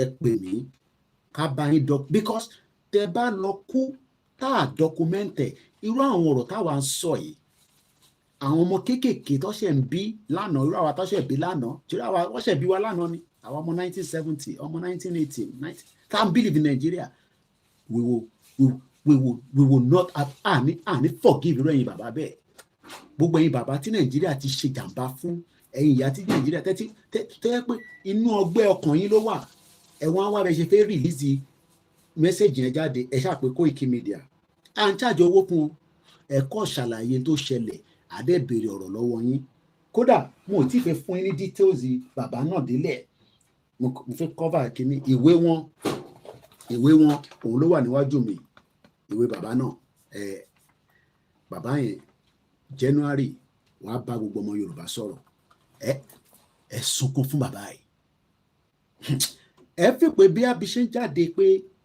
tá à ń ṣe program tá à ń bẹ Ọlọ́run pé kí etí gbogbo wa tètè ṣí ká bọ́ kúrò ní Nàìjíríà ni wọ́n wá Koiki, shut up your mouth there, I'm a true Nigeria. You will cry for a man that did 22 years service for Nigeria. Ibi tí kò máa ra sọmọdé nìyẹn. 22 years hard work for Nigeria. This man is crying today. Mo ní fún yín ní the full kìtì bá ti fún yín ní full package nísìn ní wàá fẹ́ gbọ́ níjọ́ náà lọ́run tí a bá máa sọ. You will cry for Nigeria. I'm talking about a Yoruba well-read man, PhD holder, ìlú Ìlọ́wà nísìn. PhD, 22 years service for Nigeria. Let me just leave it like that. You will cry if you are still not understanding what we are discussing here tonight. If you think, oh, motagini. Eba ju account number síta kẹ́tó sùn. Eba fi coffee, because easy man fẹ́ tètè rí coffee yẹn mọ̀ kọ́ mọ̀ jẹ̀bú dèmi àti ẹ̀. Mo dẹ̀ máa fi gbowó lọ́wọ́ ẹ̀. Tí n bá tẹ̀ gbowó lọ́wọ́ gbogbo ẹni tó kù mo gbọ́dọ̀ máa gbowó lọ́wọ́ easy. Ẹ̀gbọ́n mi dáadáa ni. Thank you so much, Candy, for the follow. I am not here to bring down any Nigerians. What we are saying tonight is that, is it still worth it with the way things are going right now? Let's go back to Sanchi Joshua or Josh. Hope Facebook will reinstate my Instagram account, which was disabled after post about Christian persecution in Nigeria. Are Christians not persecuted? I am a Christian.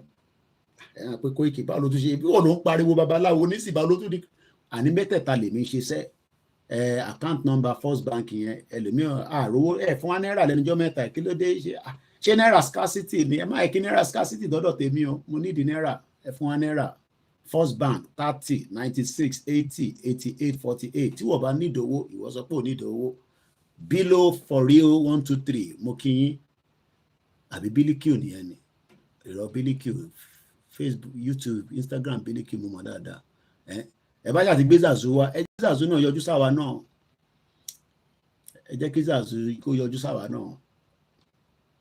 Christian genocide has been going on in Nigeria for a very long time. Tó bá dẹ̀ pé UK lẹ́fẹ̀ẹ́ sanwó yẹn sí náà Koiki Media ní 1690 62 28 sort code 040605. Candy, I do feel bad whenever my 6-year-old daughter says, "Mom, don't take me to Nigeria again after a week break." What? And you know that you can go for a week break in any part of the world, and you should be able to say, "Wow." But it's unfortunate that my beautiful sister, I can't see the face very well, but even looking at the name, Yoruba people, Biafra people, Hausa people, we're all beautiful people, well created. And I'm not joking now. Even Fulanis are well created, but it's just that they don't have a territory. They are encroaching people's territory. Mogbomayegun brief. Tí woman kan pè wọrí program. Ó náà pè bí Southern Kaduna ni woman náà. The agenda of these people is to take the land. It might be another 30, 50 years that everything will become natural. American tabon. Yoruba de madakiviso loma wasam simushe, but we pray not. How can you take your children to 1 week break where you should have great time, explore, drive buses, take you there. But when people say they are going to Nigeria, they only stay in Lagos. Not that some people will not go to their town, but the risk is too much, especially when you're traveling with children. But do you know that I can easily travel to Spain and I can take my children? We can take a walk because we're on holiday. We are meant to just have fun, even though I have not been on holiday now for the last 3 years.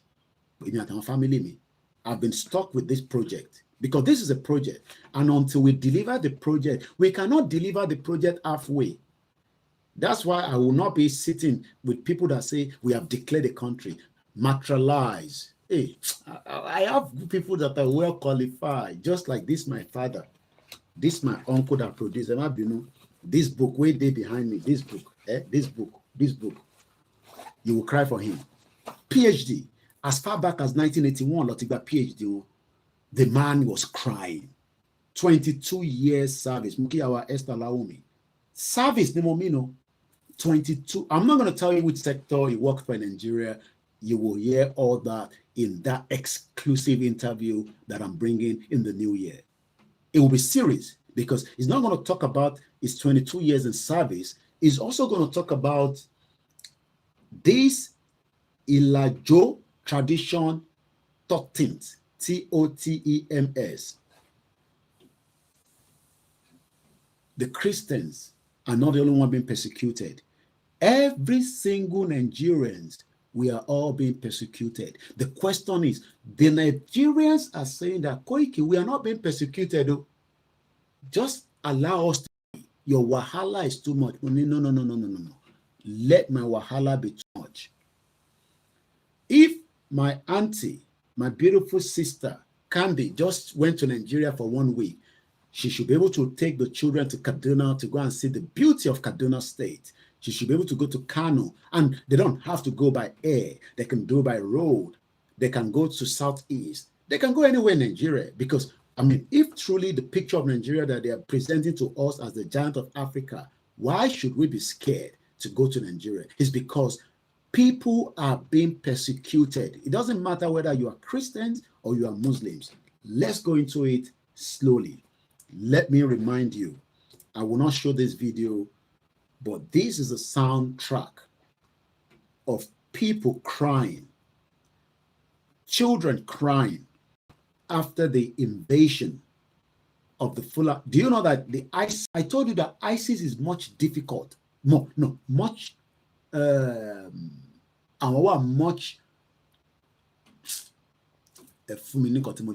adjective mo fe low. ISIS yẹn àwọn burú ju Boko Haram lọ. Do you know that they bombed the Maiduguri, something to do with in Nigeria, they are destroying the power as well. Plateau people are being wiped out.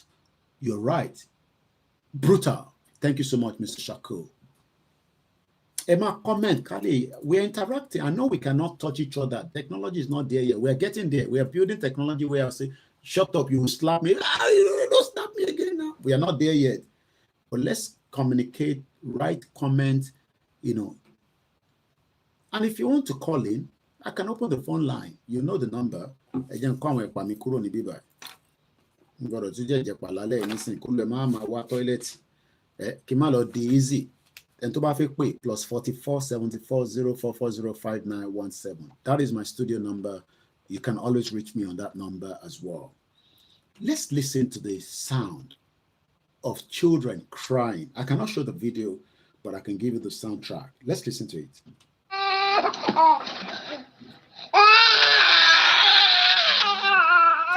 That is the sound of a baby. Let me give you the video, what it looks like. The mother of this baby, the baby is still I'm trying to speak in English a little bit and speak Yoruba. And when you're doing the two together, it can drive your head off. But we have to carry people that are from Cuba, people that are non-Yoruba speaking. Somebody says, Emilokon Shagabanza,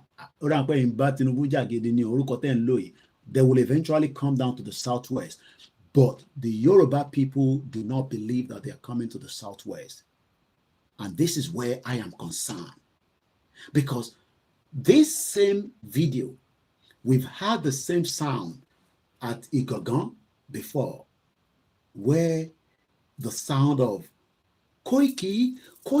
I remember that video. I have to look for it. Is in that in the new year, we will have a system where everything will be migrated, and we can start showing you things as we normally do with my broadcast. But it has been a very, very good year. Let me leave it like that. That is why I say, Emma Duro in praying and supporting us spiritually. Even my mom, they support me. So if my mom is supporting me, you to support us now. Like Yedara will say, support our brand. And tomorrow, I think she's launching something great. I'll be on that program tomorrow. Let me, So show. I'm not going to be interviewed, but I'm going to be behind the scene because I guess she's launching something. Greetings all the way from Dallas, Dallas, Iloba, America. This sound of the baby, look at it from the point of your own family, where the wife or the mother has been gunned down by AK-47 bullet. Now, I don't know which it goes by the brain, it goes in the stomach, but these are very powerful weapons that when it hits you and they cannot take you to the hospital in time, you would eventually die. Mr. Shaku said Nigeria have gone mad for recognizing the truth about the breakup. They are literally against people like us because I don't know. I mean, sometimes I want to understand why. Maybe because but you still now you cause the Igboho problem. I don't know. Maybe that's the reason why some of you, hey brother Koiki, Prince Muki Ekale Abekaro.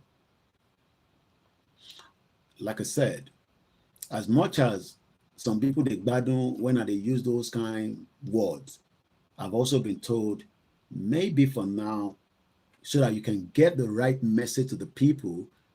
Even my mom, I know she doesn't want me to say this. Before I came online, I say, I want to and I love my mom. I'm sure some of you know that I love my mom so much. So, and also Iyami Comfort Ologunja, and I love feedback. I live in a society where feedback is good, but sometimes you all drive us nuts. And that's why we curse you sometimes. We're not cursing you because we want to curse you. We are just not happy that we are trying to deliver a message of hope, of truth. I don't pray for Tinubu to die because Shetima, the terrorist guy, will take over. But I am not comfortable with Bola Tinubu right now. And I'm not joking because Tinubu is just like another puppet like Buhari. Tinubu te sure on the presidency. And we have told you, Tinubu is just one out of the many Yoruba people that is serving. Social media, but I've been off for a few days in and out. I'm sure you all understand it's Christmas time, Issue Day, family. Mo like orin Chris Daniel. Kí bá ló ṣe kọrin yẹn náà again? My G, ṣolówó, ṣolè spend on your own. My G. Katole lowo, I'ma pull down Nigeria. We got to pull down Nigeria so that everybody will be wealthy. When I say wealthy, it is not until you have kudi, money, ego, owo, when you have good health. I have told you that we continue to pray for the family of Akeredolu. I am not going to speak against the death of a man that is gone. He died just at 63, right? Do you know that the World Health Organization told me that Nigerians will not survive up to 53? Why did Akeredolu survive up to 63? It's because he's one of the elite. I know my camera, I have multiple cameras. So sometimes when I look here, yeah. Okay, 67. Okay, fair enough. But according to the World Health, like I said, the program tonight is very light. We're moving different places. I'm gonna read a comment and in my drivers. Complete it. So I'm moving around. Let me unpin the first band because it's making my phone here to be going blah blah blah. But they need the account number. I'm gonna go back to that video in a minute. WHO Nigeria. WHO Nigeria life expectancy 52.89 as at 2020. Excuse me. I'm trying to be on Twitter, you're right. It's because my full system that I'm using, we're working on it by God's grace, inshallah, Lashedumari, in Jesus' name. Say me, now 3-1 and they do. So when I put them together like that, we'll be back fully on Twitter. I always go on Twitter on the space, but because I'm live on Instagram, because our people, when I say go on one page, they don't want to go there. You won't believe that those on the Olayomi Koiki Instagram, they will refuse to go on Koiki Media Instagram. I don't know why. And I'm using 5 mobile phones, 2 laptops. Those laptops are not very powerful to go on OBS. The moment I go on OBS on it starts dropping, so my Alienware, which we want where they use Fire Nigeria, is currently, in a upgrading situation. Since we cannot buy a new one, I don't party with it, made they give me money, we can go buy a brand new one. People don't send money to me. Even my mom is concerned that, what's going on with the laptop. And I promise her that we will be up and running with that laptop in the new year. So that is why I have to use one. So instead of using all these phones separately, I will have used OBS and stream everything. And then I have even access to free phones where I can still go. TikTok, it has to be independent. Instagram is independent. And then I'll have 2 spare phones, and I'll still be on Twitter. I'll be on Space, and I'll be on Facebook, and I'm running on 2 YouTube. So I have 2 laptops on, but like I said, these laptops, if I go on OBS on it start dropping the frame. So that's why I don't like to use the OBS. I do sometimes with it, but I don't rely too much because could that be Alienware, Moki Wenten. So the whole project Nigeria is what we are discussing, and it's taking us to different places. We continue to pray for those that have died, and we pray for those that are currently looking for way out. Many Nigerians are looking for way out. Even if we are meant to travel out of the country, the first thing we should be concerned now is that our land is now becoming a threat.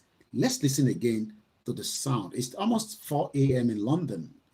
I've had a bit of sleep, so I might take another 1 hour. I don't know. We see how it goes. Let me pick if there's any comment coming through. Few more comments there and there.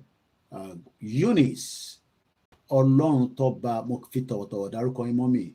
Ayọ̀mí Kúndámí sọ pé more deadly than Boko Haram, more savage. That means the Moki Jaya, because sometimes people don't know when I'm live.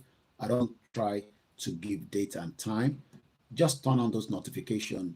You will catch me either my live program or my short videos. Hey, Bami, subscribe to the WD76 Media. Why? Are you all not happy with what we are doing? My team are working back to back. I told them that. I gave them a task.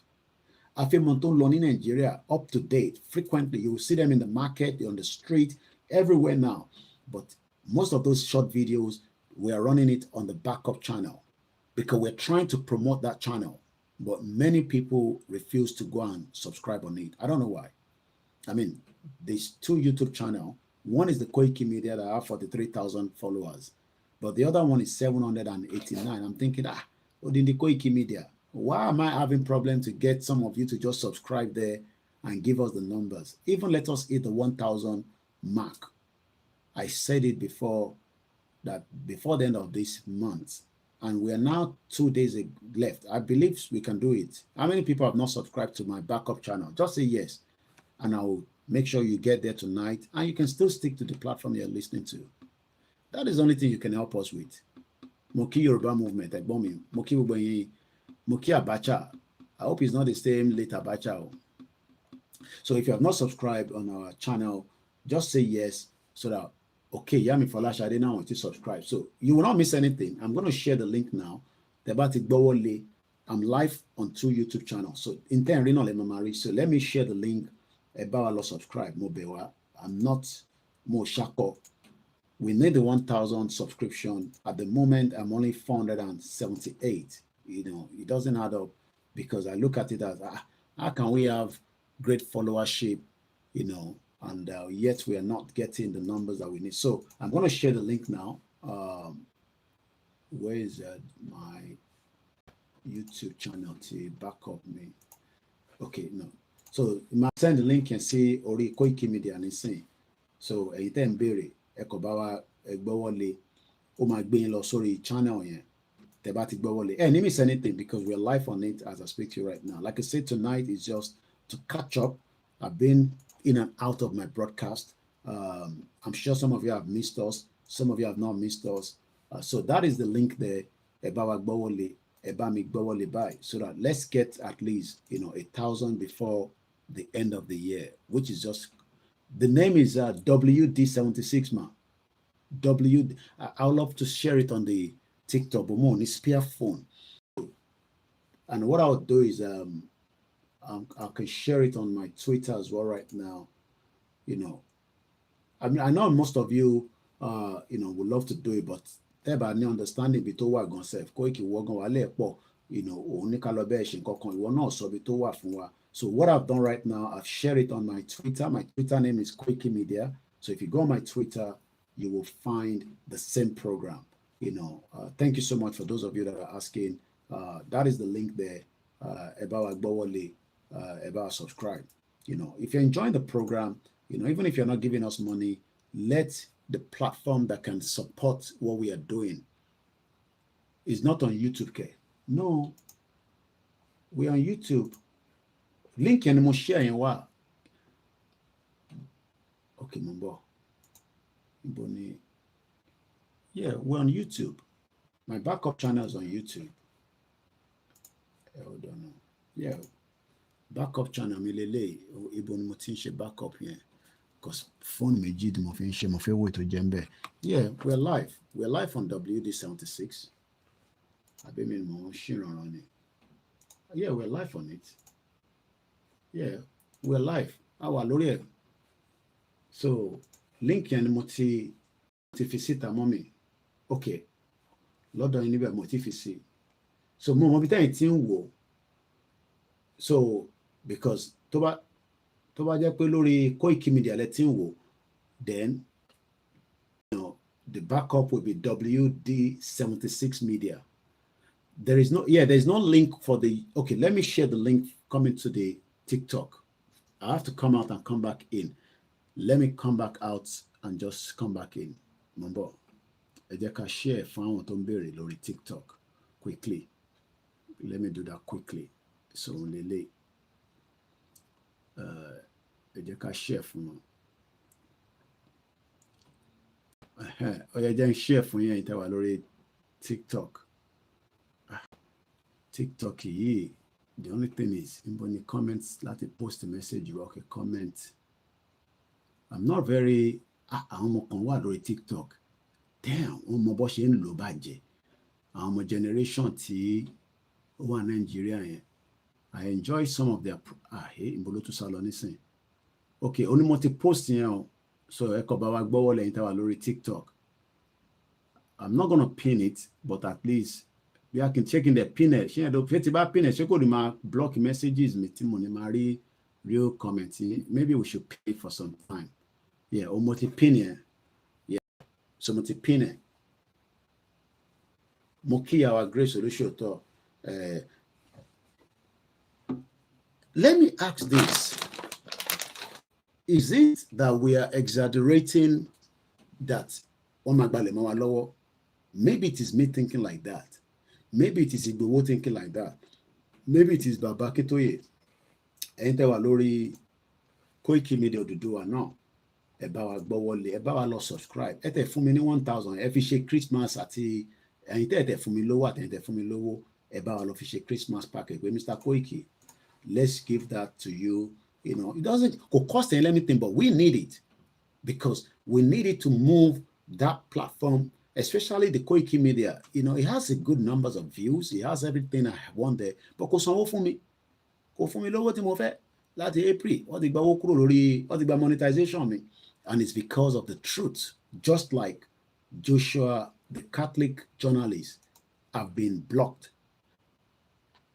Hope Facebook reinstate my Instagram account, which was disabled after a post about the Christian persecution in Nigeria. I see no logical reason for the suspension. Egbon Kotoso, is speaking out persecuted Christian now a crime? With a question mark. Is it a crime that I'm doing what I'm doing and I have to be penalized when people that are not even doing what we are doing, they are not being penalized. So that is the reason why we are working with a backup channel, so that at least, it can help the platform, especially for a team that has over 25, strong team. You don't know every one of them. Some of them are just my spy. They're not even on the platforms. Even on the DSS team, even on MI5 team, and I have people around the world that are also praying and working to make sure that things goes accordingly. Let's go back to that video again. Let's hear the sound. The sound you're about to hear is the real sound of a baby crying after the mother had been shot by the Boko Haram terrorists in Plateau State last weekend, which is just less than 7 days ago. Let's listen to that sound.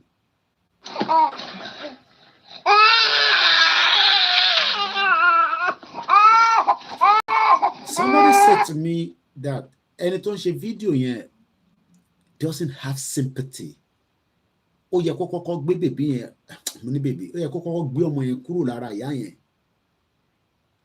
Èmi wá ní, mo kí dáàdì wa Fab, ó tójọ́ mẹ́ta, mo kí ìyá wa abẹ́gbọ̀n wa, obìnrin náà ló máa jẹ́ Oyin Ọlábísí, mo fi tọ̀tọ̀ kí mà. Èmi tó bá jẹ́ pé Boko Haram náà ló, because these guys, they record and they post it on the social media. They send it out as well.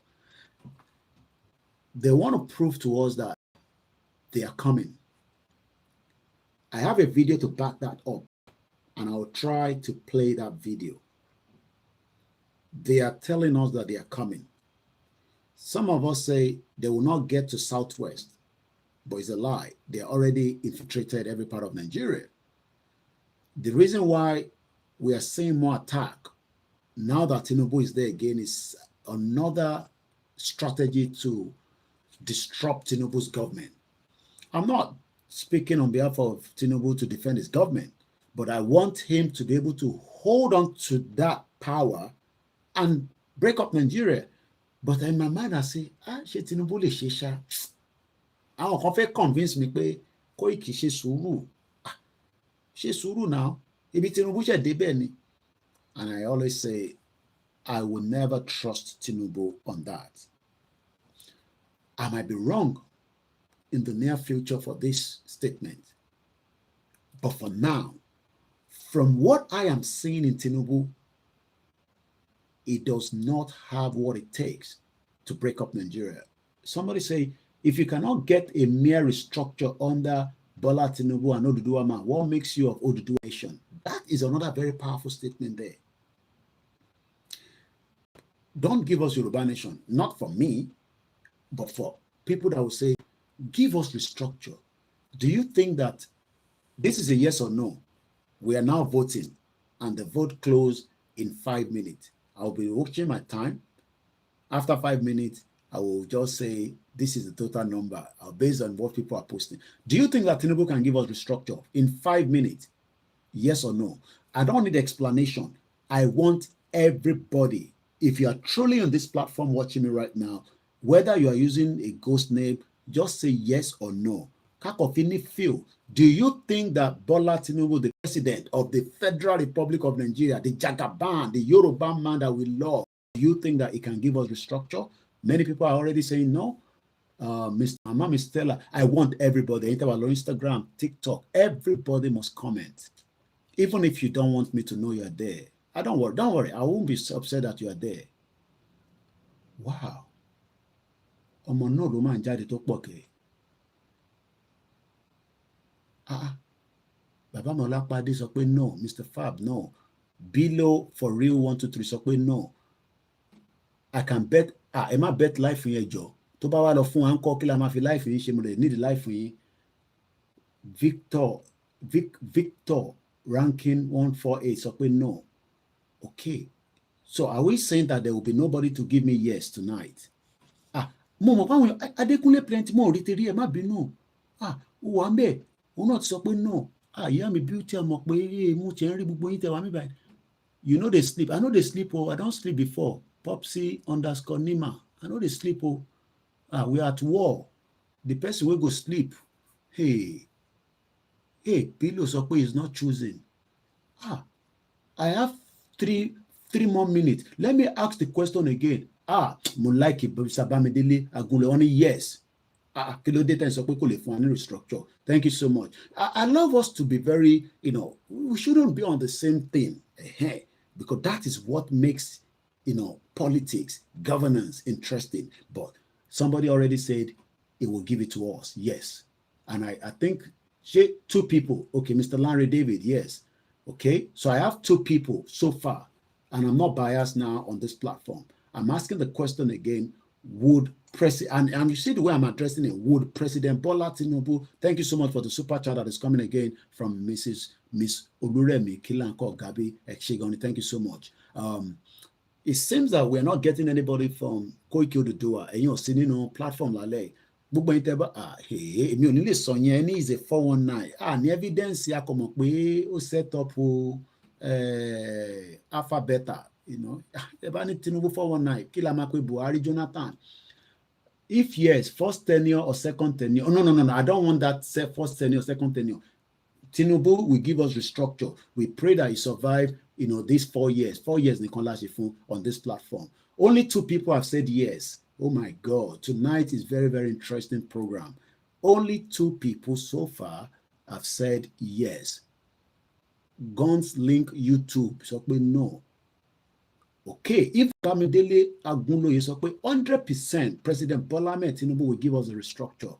Larry Davis said restructure will definitely lead to the breakup for sure. So thank you so much, Mr. Larry. And this is where we say we should not all agree on the same thing. For me, I am not forcing self-determination on everybody. Some people say, Koiki, yes, we know that there's a problem in Nigeria, but how do we solve this problem? We need the center. And I'm not joking. I've seen people that have sat me down 1 hour on the phone and say, Koiki, kò sí bẹ́ẹ̀ ṣe fẹ́ break up Nigeria. Tẹ́ ẹ bá mú center dání. This is also where Adeyinka grandson believes as well. I pray it comes out from his current predicament. Adeyinka grandson loved Tinubu so much. And what they are saying is that you need that power to come to the Southwest. Power is currently now in the Southwest. Oh, okay. Tí Baba is running létí pé Shetima say restructuring my foot. I don't have that video, especially I'm not using. Oh, I live in US, not Nigeria. I know what I'm saying. Oh, ẹ má bínú mo bá yín jà ẹ̀gbọ́n mi. So in terms of reason pé 419 ní Tinubu, ẹ má ẹ̀ka tó lọ síbẹ̀ yẹn kọ́ máa dọ̀ pé kó ìtọ́ ṣe jẹ́ pé ọmọ Yorùbá ló ní 419 ní Tinubu ló ní drug ní ló ní pé ẹ má ẹ̀ka mú bẹ́ẹ̀ ẹ jẹ́ ká ṣe fi sílẹ̀ lórí àti agree pé right now the voting has closed. I am the judge. Based on what we have witnessed tonight, just based on those of us on this platform, I am not talking about the whole of Nigeria. Everybody has agreed that Tinubu will not give us restructure. I did not say so. That is the majority of the vote. If you don't believe me, you can go on our YouTube and see what was the comment. About 2 program you will, which I know many of you will do. About if you comment section. The question was, would President Bola Tinubu does a restructure in Nigeria? I'm not saying in 3 years, in 4 years, it's just a simple yes or no. We don't need an explanation. So that means we've been able to get to something to start with. And I say thank you so much. We might also ask another question along the line. It will be nice. Let's go back to that video because that video is very touching. You can still continue to vote even though I have closed it here, but that doesn't mean it is still not open. Muki awa Taiwo Kike, Eyiti Wani, Eyiti Qatar, Eti wa ọ̀dà pé 3 hours ahead. Eti máa múra láti fi máa lọ síbi iṣẹ́, Ọlọ́run bá wà pẹ̀lú yín. Okay, I hope you have not, ká má fi gbẹnu sọ̀rọ̀, Ọlọ́run bá mi ṣọ́ yín tó bá yẹ pé ẹ ti dé the other side, Ọlọ́run tó ṣọ́ yín lọ, aṣọ́ yín padà. I'm sure pa àwọn mama.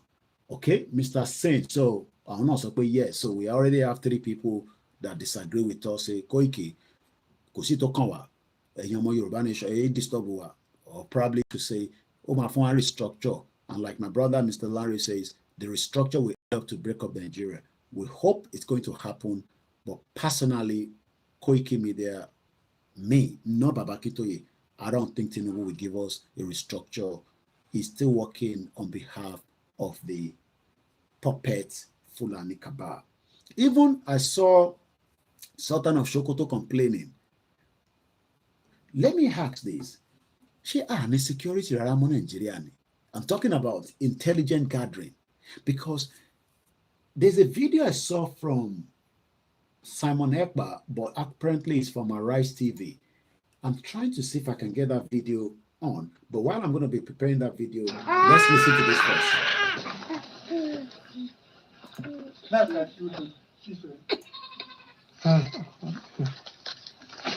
I don't know. What I didn't get my. What I do.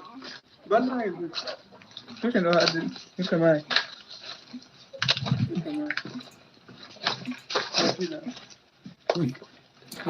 Òkú ọmọ kékeré ọtí pọ ọmọ ìkàlẹ̀ kábíyèsí mú tẹ tí yàn bá ń wo fídíò yàn rí dídẹ̀ dáadáa ẹ má bínú mo lè ṣó yín Facebook gbogbo so ọmọ block me straight away ni.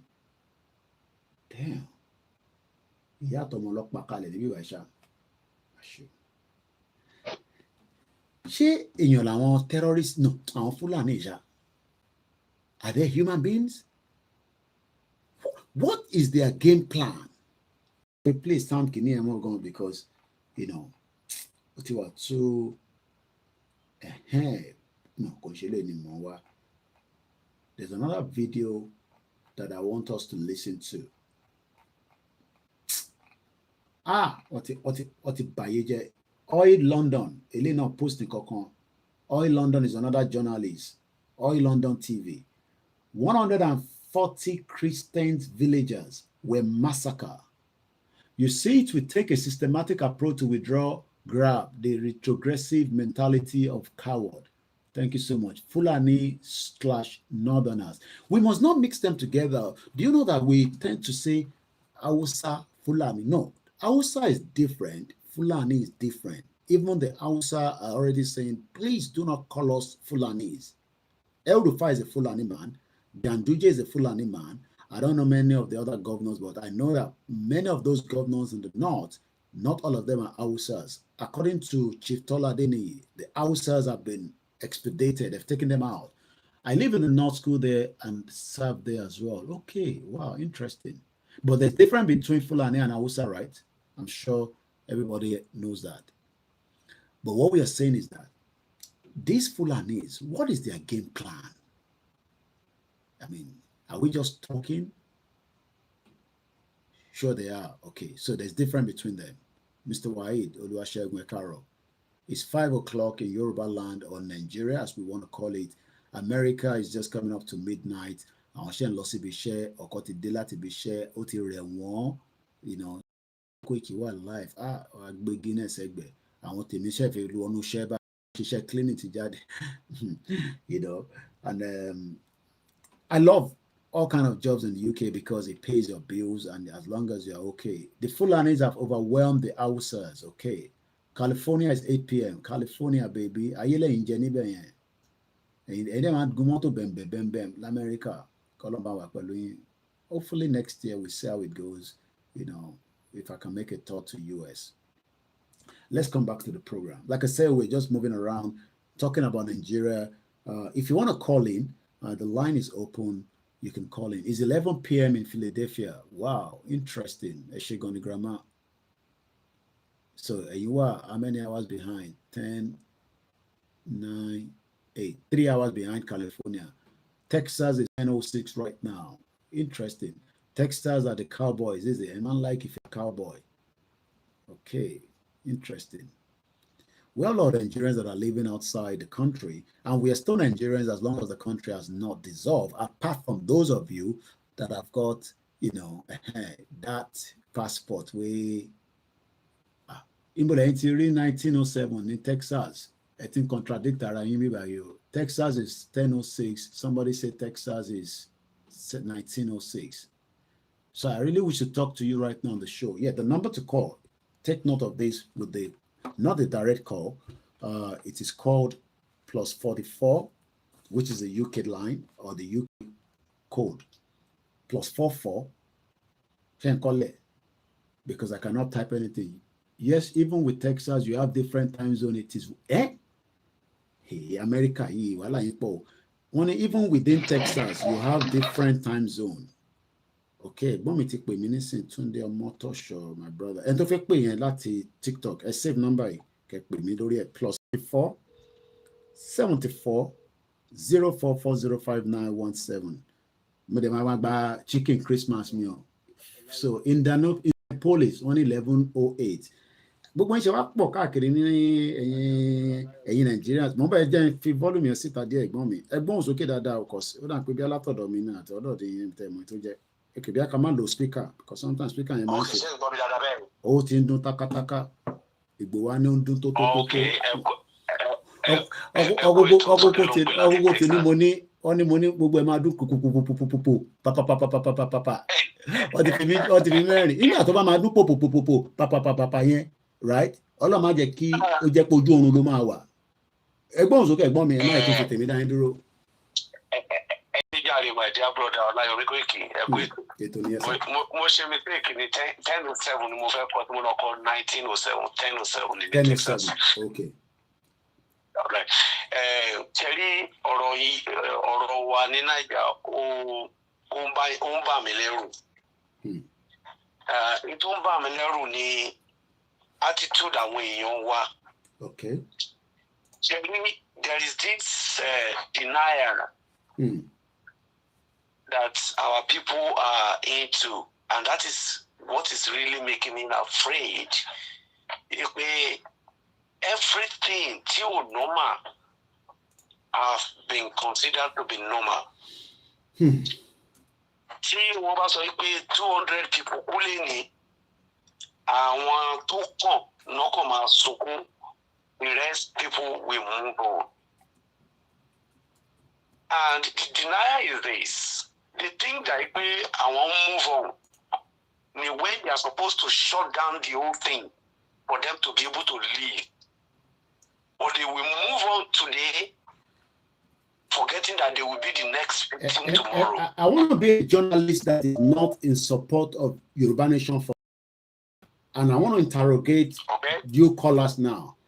Are we really not biased when we sit down in our own comfort zone, near America, near UK, near abroad, near Nigeria, and we are telling people, go out and defend your freedom.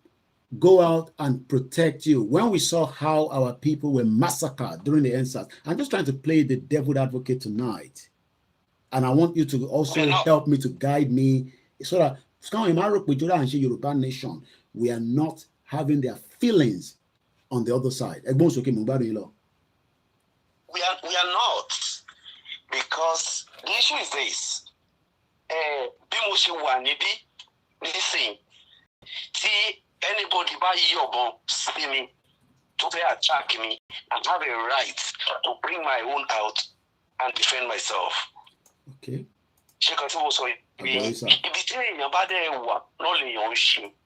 Now, what we are saying is this. For the people that are in Nigeria right now,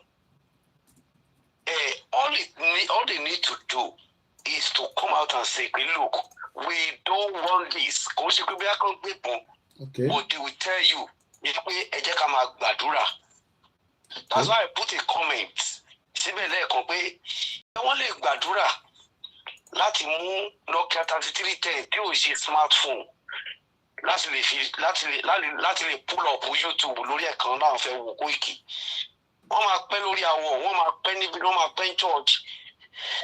Àwọn nǹkan tó bá yẹ kó ṣe, if they are not going to do it, then lẹ́yìn kọ̀ọ̀kan people will keep dying. People are not, kò sí because they ravage villages. L'America was ravage in Nigeria. Look at the number of people don't panic plateau, and then people will move on. And it has become a normal thing. So, and the danger in it is this: the people behind it are not doing it for any other reason. Killing is their hobby. They have their target. And what is the target? Do we have a concrete? Again, this question is just not to whine anybody, because we have people that are listening and probably they don't even understand what we're talking about. Do we have clear evidence that these Fulanese wants to take our land, or we are just over exaggerating it? Again, I'll let you go on.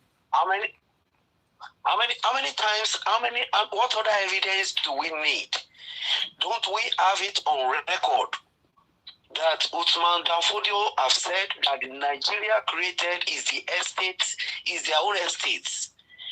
And then haven't we heard that Sadauna said it, that Usman Danfodio have said if their own estates is the estate of their father, Usman Danfodio? Haven't we heard it that Usman Danfodio have told them that that land has been given to them by God? Haven't we heard their further Fulanese? Did we not listen to this man, Mikogo, side? Sorrow, and was saying that this Fulani, this Seriki was saying that the land has been given to them. Have we not heard from Baba Akitoye saying when they went to Ilefe to resolve the clash between the Fulanis and the Hausa Fulanis and the Yorubas, did we not hear him say if I want to one bear one Fulani to one bear so to I want to one big or Nile? I've not heard it now. Is no longer the issue now. But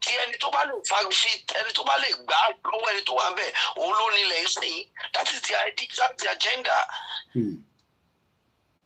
If they are able to, but to is this something that take it over?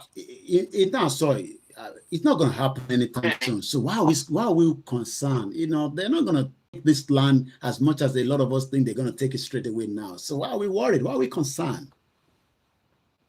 That is a denier. Because do you have their template? Do you have their if Theophilus Danjuma was saying, look, if you don't rise up and defend yourself, you will all die one by one. He didn't say they will kill everybody at once. He said you will all die one by one. So if in one night over 120 people died in Plateau, is that not even more than one by one that he's talking about? So we should stop living in denial. Let these people rise up and say, look, we can't be in the same country, because I want to tell Nigeria, let's restructure, let's do this, let's do that. It's a waste of time, because in 1,000 years, change the ideology of a nomadic Fulani man to embrace development, to embrace peace, to embrace education. You are wasting time. You want to mix water and oil together. It's never going to work. So my brother here, which I know is going to call in as well, I say that you see the Fulanization agenda shouldn't be treated with kid gloves. We are totally different. But can we manage them? At least just contain them. We have a Yoruba president, probably did not take it. He goes back again. And that we will just continue to maintain and hold them down there, even though we don't want Nigeria to break. But they will not take that land. We will just be managing and make sure we contain them. Maybe we just need more people to be trained, become much security agency, put money involved in the security, and then hopefully we will stop them from invading, and we will still remain one Nigeria instead of breaking away, so that we can have this peace among ourselves. Before I let the next caller come in. The Igbo people say, when you are doing the same thing over and over again, what is that? What's the definition of that? That is a definition of insanity. Okay. When you are doing the same thing and you are expecting a different result, we have been going through election cycles. It has nothing to do with who is the president of Nigeria. If you are the president of Nigeria, you are a Yoruba man, legally you are entitled to 4 years. After 4 years, you have to come back and renew your mandate. It will be given to you, it may be withdrawn from you. Journalists did not have the second term. So, because it's not, he only has a right to contest. It's not automatic. It has to be given. So Baba Tinubu does not have more than 4 years as far as I'm concerned, because he has to come back and beg and campaign again. If they don't give it to him, they can stop him after 4 years. Okay. So the idea of, oh, let's do this, let's do that, because somebody is there, we are wasting time, because like I said, we are water and oil, we are immiscible. So after Baba Tinubu, then somebody else is going to come there. And this will be a funny man, and then we'll go back to complaining again. And by that time, let me tell you, these people will be more empowered with weapons. They have learned from the areas they were not able to cover when Buhari was there. I'm going to do one.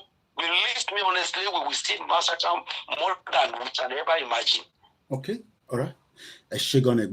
You've started well. Let's get more people to call in so that let's slow down with my conversation. Program you started well with us to the first 10 minutes. I love you so much. Yes. Go on. Yes. Before you ask me questions, yes, is that if we are in Nigeria, yes, together, yes, why are we in a toxic marriage? Toxic marriage. Don't trust each other. Nobody want to remain in the marriage. So why do we want to fold it together? Why don't we have a conversation? And then look, should we remain in this marriage? That is the only thing we are asking for. Let's have a conversation. We are not talking about fighting. Let's have a conversation. Let's ask the question. Do we want to remain in this marriage that we did not bring ourselves into? Maybe a one Nigerian person will call and explain that. Maybe we should give room to somebody that is a one Nigeria that loves Nigeria so much, and he will be able to give us an answer. But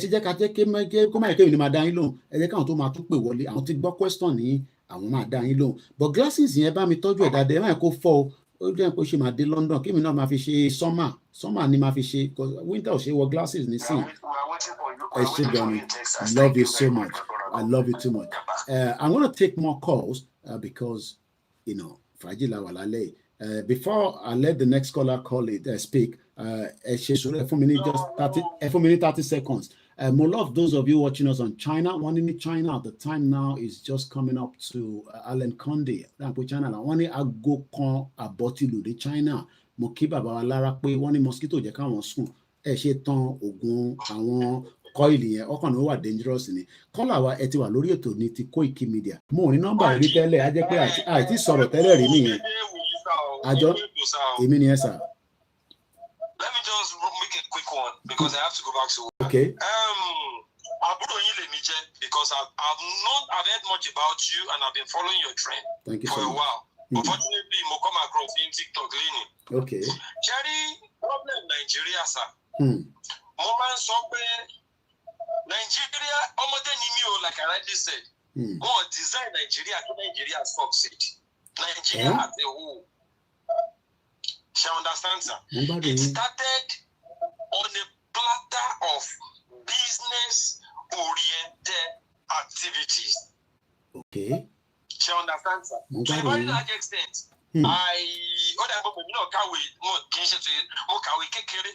She understand, sir? Baba mi reserve àwọn ìwé kan fún mi as archives. Tèmi dẹ̀ tí mo múlò tó dẹ̀ wúlò pé mi náà. Ṣé rí Nigerians or the Nigerian project? Yes, sir.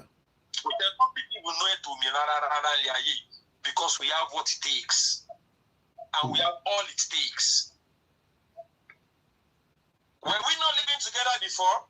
Àti Hausa àti Igbo àti Fulani àti Yorùbá. Ṣé any other person tó wà darapọ̀ mọ́ wa tó fi jẹ́ pé àjèjì wá yọjú mọ́ wa?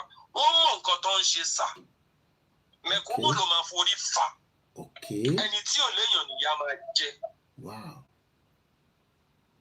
Mo ka bachelors, mo ka masters, mo bẹ̀rẹ̀ doctorate, mo ní láti drop ẹ̀. Nàìjíríà gbogbo nǹkan tí mo kà kò dín one kọ́bọ̀ fún mi rí, mi fi gba one kọ́bọ̀ rí. Ó lè lọ Brazil lásán. Not to talk of America that wà lọ́jọ́ tèmi. Ó kàn lọ college after high school college. Ẹni tí ó kàwé gan ríṣẹ́. Age is no barrier láti ríṣẹ́. So ibi tí àrùn Nàìjíríà ti bá mi, ìlú tí ó ní iná, kò lè sí ìmọ́lẹ̀ o. Ìmọ́lẹ̀ ò lè tán o. Because of some problem Nigeria complex could too complex because àwọn tó ní orílẹ̀-èdè lára wọn tó agolo gàlí kan. But what you are powerful, these are very powerful individuals, and so one. As at 2015, sir. As at 2015, ẹ má bínú ẹ̀gbọ́n mi. As at 2015, tí mo padà sí Ìbàdàn. Mo ti save owó as youth corper tí mo ti envisage pé kò ní sí iṣẹ́. Mo rán suit mo ṣe gbogbo ẹgbẹ́. I am qualified to compete at the labour market. But ṣé mo mọ̀ yànyàn mélòó ni mo mọ̀? Bàbá mi mo save owó mo kọ́ṣẹ́. Mo ń ta gas in an artisan way tí Nàìjíríà fi ń tà. Torí mo máa ń sọ pé Nàìjíríà ó lógun. Nàìjíríà mọ̀ nǹkan tó ń ṣe. Ṣé wọn gbọ́ wọn lọ́dún mi ni? Màá ń gbádùn ọ̀rọ̀ tẹ́ ń sọ lálẹ́ kẹ́. Wọ́n jáde sá nǹkan tó fi lè mú irú èmi kúrò ní Nàìjíríà.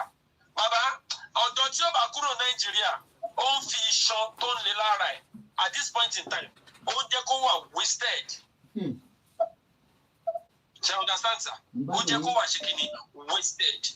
I nearly gave up my life myself. Mo graduate. Mo wà láàrin àwọn shenanigans. Òyìnbó yẹn lágbára. Ẹ bá máa ìwé tẹ̀ka yẹn tí ìwé yẹn tí òyìnbó yìí ti pọ̀ jẹ́ ẹ bá gbé wá sí level tiwa shenanigans.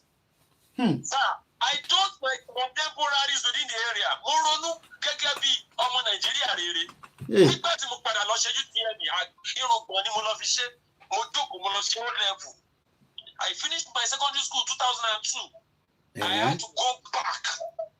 When combined ni mo fẹ́ kàndé ayé mi, mo padà lọ ṣe O level 2008. Because mi ò fẹ́ bá wọn ṣe yahoo.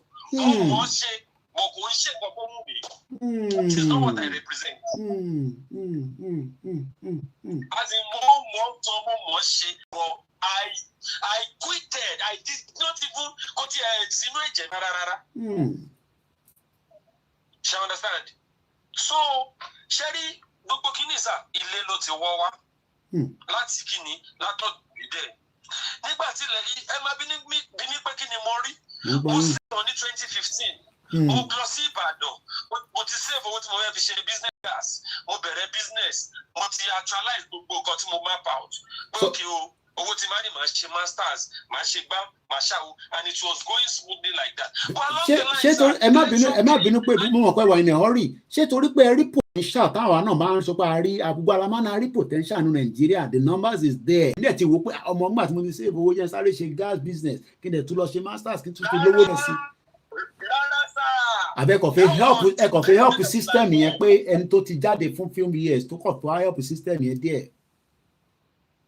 Mi tiẹ̀ jáde fún few years mo parí youth service mi ní July mo bẹ̀rẹ̀ business ní August 1st mo lọ apply for master's degree and the business thrived from small scale to medium scale. Without government assistance without government assistance. I started the business with 150,000 naira. Wow. Lọ́jọ́ tèmi the business is still active with 4 outlets. Sir, me ò ever believe pé I'm only ṣe, but I was committed because what is worth doing is worth doing well. Gbogbo àwọn ọ̀dọ́ tájọ́ wà náà yẹn yahoo làwọn ń ṣe ọṣẹ lọ́nà ń wẹ̀. But Nigeria happen to be in the line. 12 kg cylinder tá yẹn ní bóyá bí 6,500. Òye tó lè jẹ́ sí. Gap cylinder 2,500 as at 2015. Lọ́jọ́ tèmi kì í ṣe pé láti ju 12,000 lọ. Who is fooling who? Who is fooling who? So who do we blame? Ṣé system yẹn ni ká blame ni àbí bó ṣe set up the foundation? This is my conclusion, sir. Ó wá ní àwọn boys tí mo bá ládùúgbò. I now told them only election but only Jonathan Buhari. No, was it Jonathan Buhari? I think I was serving during Jonathan Buhari. But okay, ìgbà tó fẹ́ gbàjọba lọ́wọ́ Jonathan. I told them, ẹ̀yin boys yìí àpọ̀gán iṣan ló ń lé lára wa yìí o. Ẹ má jẹ́ ká miss opportunity yìí o. Ẹ jẹ́ ká kóra wa jọ káwọn olóṣèlú tó dé. Tó bá máa dé wá rí pé wọ́n bá formidable force nílẹ̀. Ẹ mọ̀ like politics because you need to You need to only láti compromise there, only láti give and take in the politics. I give some, are they compromise níbí kan? Sir, now kémi tó máa sá lọ́tẹ̀ mi sìn yìí. Ṣé mo pé nínú ibi tí mo ti ń sọ̀rọ̀ ni làwọn kan ti ń kùn. Gbàgbé ọlábìlì gbọdọ̀ kàwé kan kíní kan o. Wọ́n ní ẹ má lè ká gbowó lọ́wọ́ wọn o. Primary school ní kẹjẹ kọ́ wá bá wa kọ́ sínú community yìí. Ibi tí mo sọ tá à ń gbé yìí sà, àwọn ọmọ máa ń rin ìrìn ní 2022 kẹ́mi tó kúrò Nàìjíríà o. 2021, 2022, wọ́n máa ń rin ìrìn about 30 minutes kó tó dé government primary school. Aragun àti wúwo díẹ̀ kó tó bẹ̀rẹ̀ school gan. Padà nínú ọ̀rùn lálẹ́. Ẹ̀yin oṣù tó máa ṣàkọ́ tó wà lọ́kàn àyà wọn jẹ́ kó tó padà délé. So I told these guys, mo ní láwọn layouts tí wọ́n yọ ilẹ̀ yìí, access land máa wà tó jẹ́ pé Oboya full playground o, àbí kankan. I know that town planning always map out all those things. Táwọn landlord party you know, it comes from the house, from the family.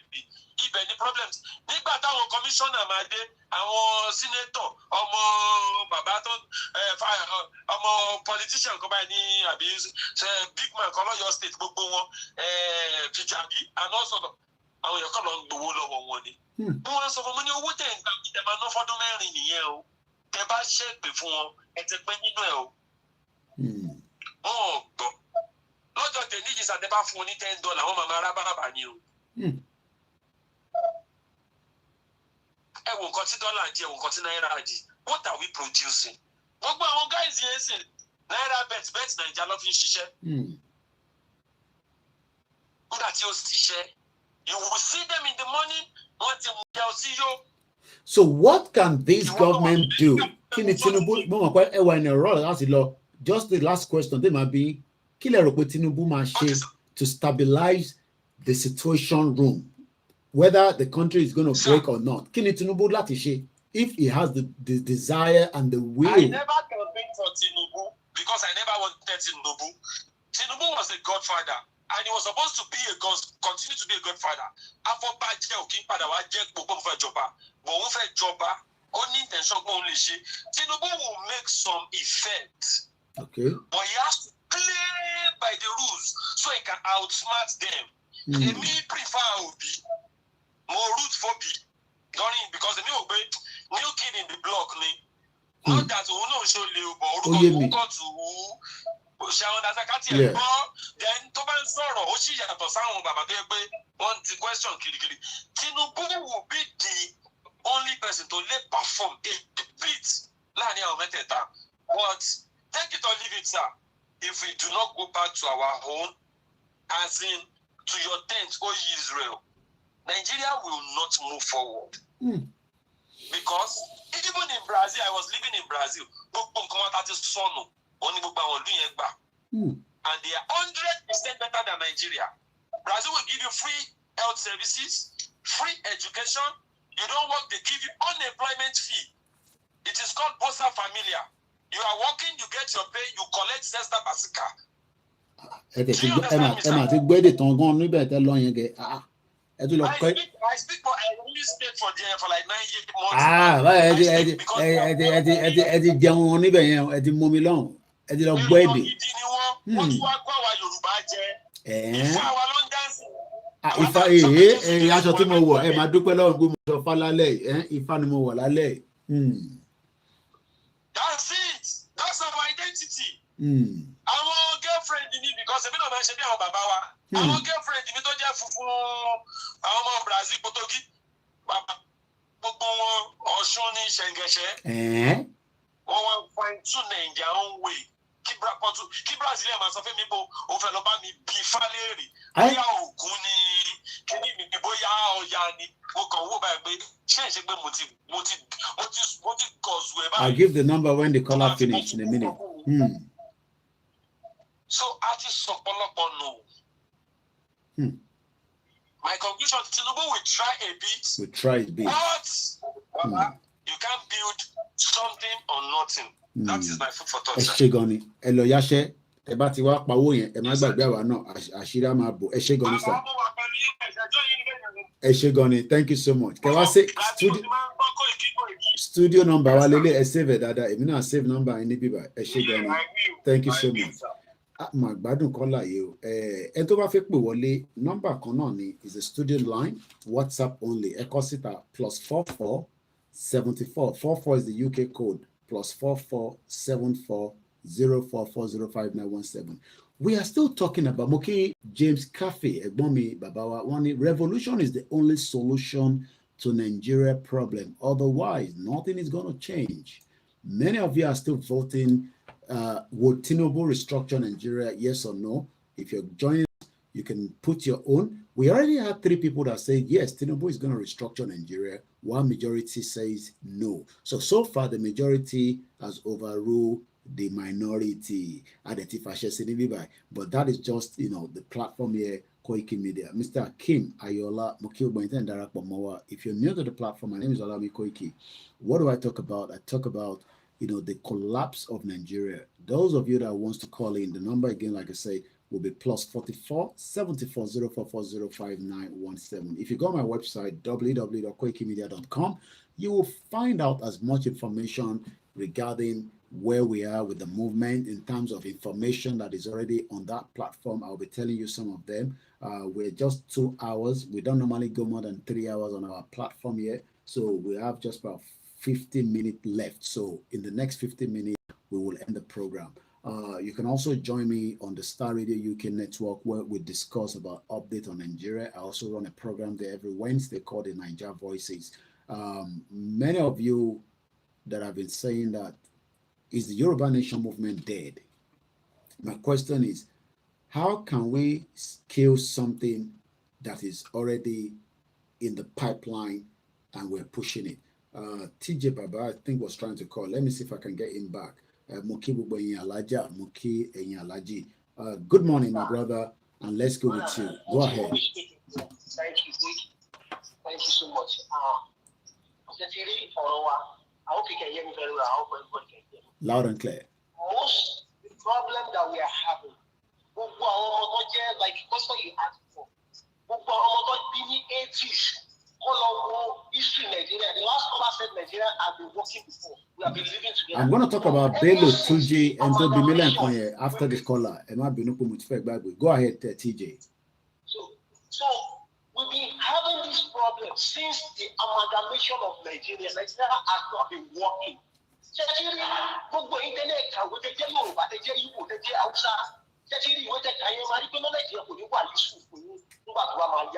Because the problem is that you don't independent, you don't produce anything. You can America, the America is the guy what she not paying, what she not nickel, what she not time, to just paying to just force to go on. She only get them promote up to date, we'll see what you will produce.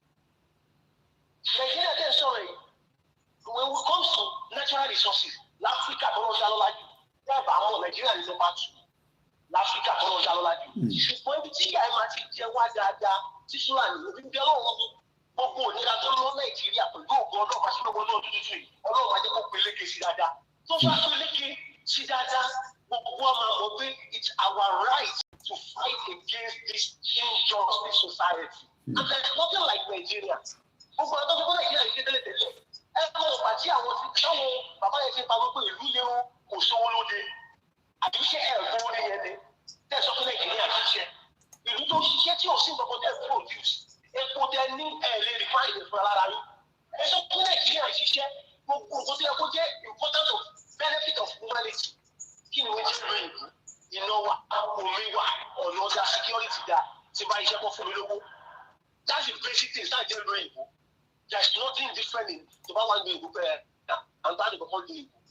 It's compulsory for you to work. Kò gbọ́dọ̀ ṣiṣẹ́ ni. Mo ṣe pẹ̀lú ọmọ àgbàdo ọ̀hún lórí dúró. Àdúrà tẹ̀sí nígbà láti 1960 tí ò mú èso tuntun máa ń lo ayé yín. So when we are talking that the country is not working, Nigeria has already created 65 of names. Ó dẹ̀ gbọ́dọ̀ wá ẹ̀kú 40 kúrò lẹ̀. Táwọn tó kù tó ṣe làákàyè. Pẹ̀lú bẹ́ẹ̀ lọ́hùn ni. Tó bá máa dé tán, tó bá dórí Yorùbá, ojú ọgbà máa là. Èmi bẹ́ẹ̀ lọ́hùn ni pé kí gbogbo àwọn ìkọ́rìtì yẹn ọ̀pẹ́rẹ́tì lẹ́kọ̀ọ́. Somebody operates the level. You mentioned something about NSAS. The NSAS here, ní ìlú tó dáa ṣé ẹ ṣàṣìlẹ̀ ìṣẹ̀lẹ̀ ní UK tí ìjọba UK máa rán police sí wọn kókó lọ yìnbọn pa wọn tó ń protest.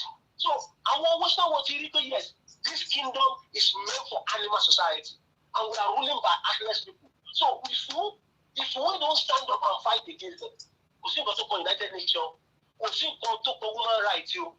Woman rights ṣé woman rights ṣẹlẹ̀ Pakistan ni kò ṣẹlẹ̀ ní Israel àti orúkọ ara wọn Palestine ṣé woman rights ṣẹlẹ̀ ń bẹ̀ ṣé America dá sí àbá America rán òun ọ̀pọ̀lọpọ̀ kọlọ́dá ẹ̀kọ́ dúró tẹ́lẹ̀ tí woman rights tẹ́lẹ̀ tí World Health Organization tẹ́lẹ̀ tí United Nations ẹ̀ parọ́ fún ayé ni wọ́n rí tí kékeré level ara yín nìkan para yín tán never para yín tán they will come back and come and dig the resources, the remaining resources that you have been keeping for each other.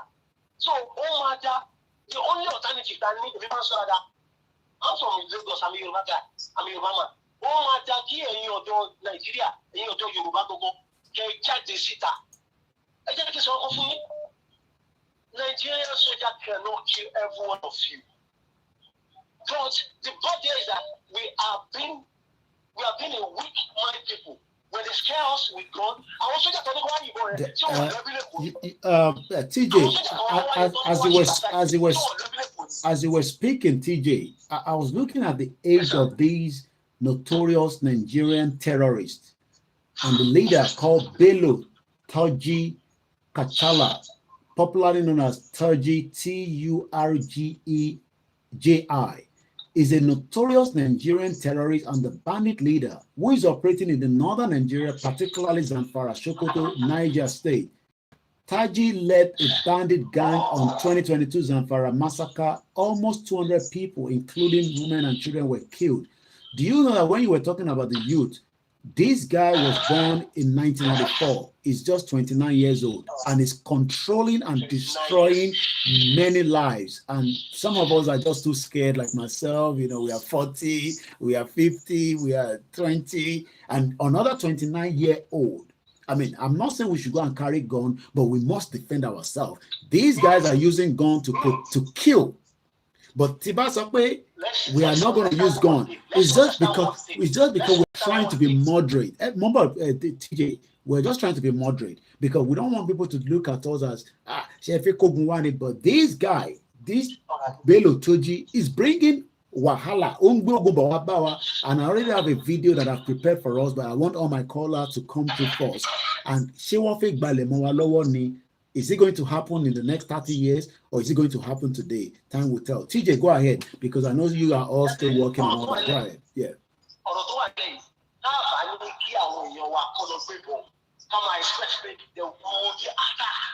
With the same weapon, and they will attack us and kill everybody. I want us to be clear with something here. Where do we then say all the security vote is going? Because it's like we are saying to our people, go and do something that they don't even have the money to buy the weapon. We have governors that are taking security vote. We have Dapo Abiodun there. We have Sanwo-Olu there. God bless the soul of Sakere Dolu. He tried his best with Amotekun. Where is Seyi Makinde? Why must we be pushing our people to get themselves defend when we have the governors, we have the Yoruba politicians, we have the Southeast politicians, the Middle politicians? Why are they not doing the security to protect the lives of many of our people? I mean, I'm just trying to be playing the devil advocate here now. They won't do the security job because is that they are being protected by the military, by the police that are supposed to be protecting the whole country. Each people that you are talking, the governor, they have nothing less than 10 security guiding their gates when they are driving out, when their wife is driving out. So they are not even thinking of you that you call yourself process. Let me tell you one thing.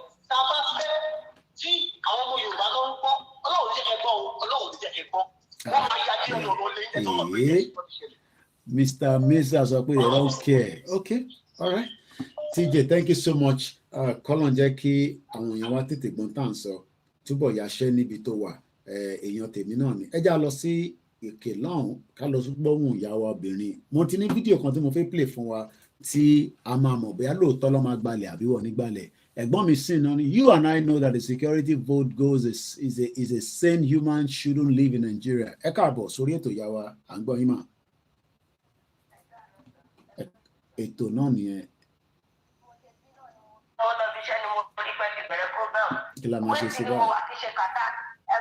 Okay, all right. Yeah, I do mix it up. Yeah, Kuwait, yeah. Oh, that's strong divide. Yeah, go ahead. Nigeria. Ẹni tó bá sọ pé Nàìjíríà máa dà sẹ́ mo ṣe ń sọ ẹ̀yẹ ó ti kú òkú ni wọn ò tí ì sìn. Irú ọ̀rọ̀ ó tún lè lè báyìí. Bẹ́ẹ̀ni, because nígbà ní èjì mi ìsìn I'm going to 42 years tó bá di next year August. Bọ́ ẹ̀ tí ìdàgbà púpọ̀ ọ̀dọ́ ni ìyá mi. Sisi ológe tó dẹ̀ ti lọ́mọ ẹ má rò pé mò ń ta sí ìyá mi o àwọn sisi wa tí ó bá fine ẹ máa ná fine wọ́n lọ́kọ wọ́n dẹ̀ láwọn ọmọ àwọn tó mọ̀ tí mo mú àwọn kan délé báyìí nínú ìrìn àjò yìí so akọ̀lẹ̀ bá wọn ṣe fẹ́ ni àwọn ń ṣe nonsense yẹn ẹgbọ́n sókè my beautiful sister. Ní dáàdì mi ti máa ń sọ fún mi pé Nàìjíríà máa dà tí ọkọ bá sọ fún pé kí n gbàdúrà fún Nàìjíríà sì máa ṣe èpè burúkú ni máa ṣe èpè burúkú ni máa ṣe fún pé ṣé kèmí máa gbàdúrà fún Nàìjíríà tí mo ti gbàdúrà fún títí tó pé kò sí mi ní rí àkọ́mù kankan níbẹ̀ kó tó di pé mo sá kúrò bẹ̀ ìlú táwa wà kí ni wọ́n ní àdé ń ṣiṣẹ́ àwọn rí owó kí ni wọ́n ní ìlú tí ò bá ti sí iná ìlú yìí ò lè survive láyé ṣé pé iná wà important bí a ká paná bí wà káwọn èèyàn lè ní understanding.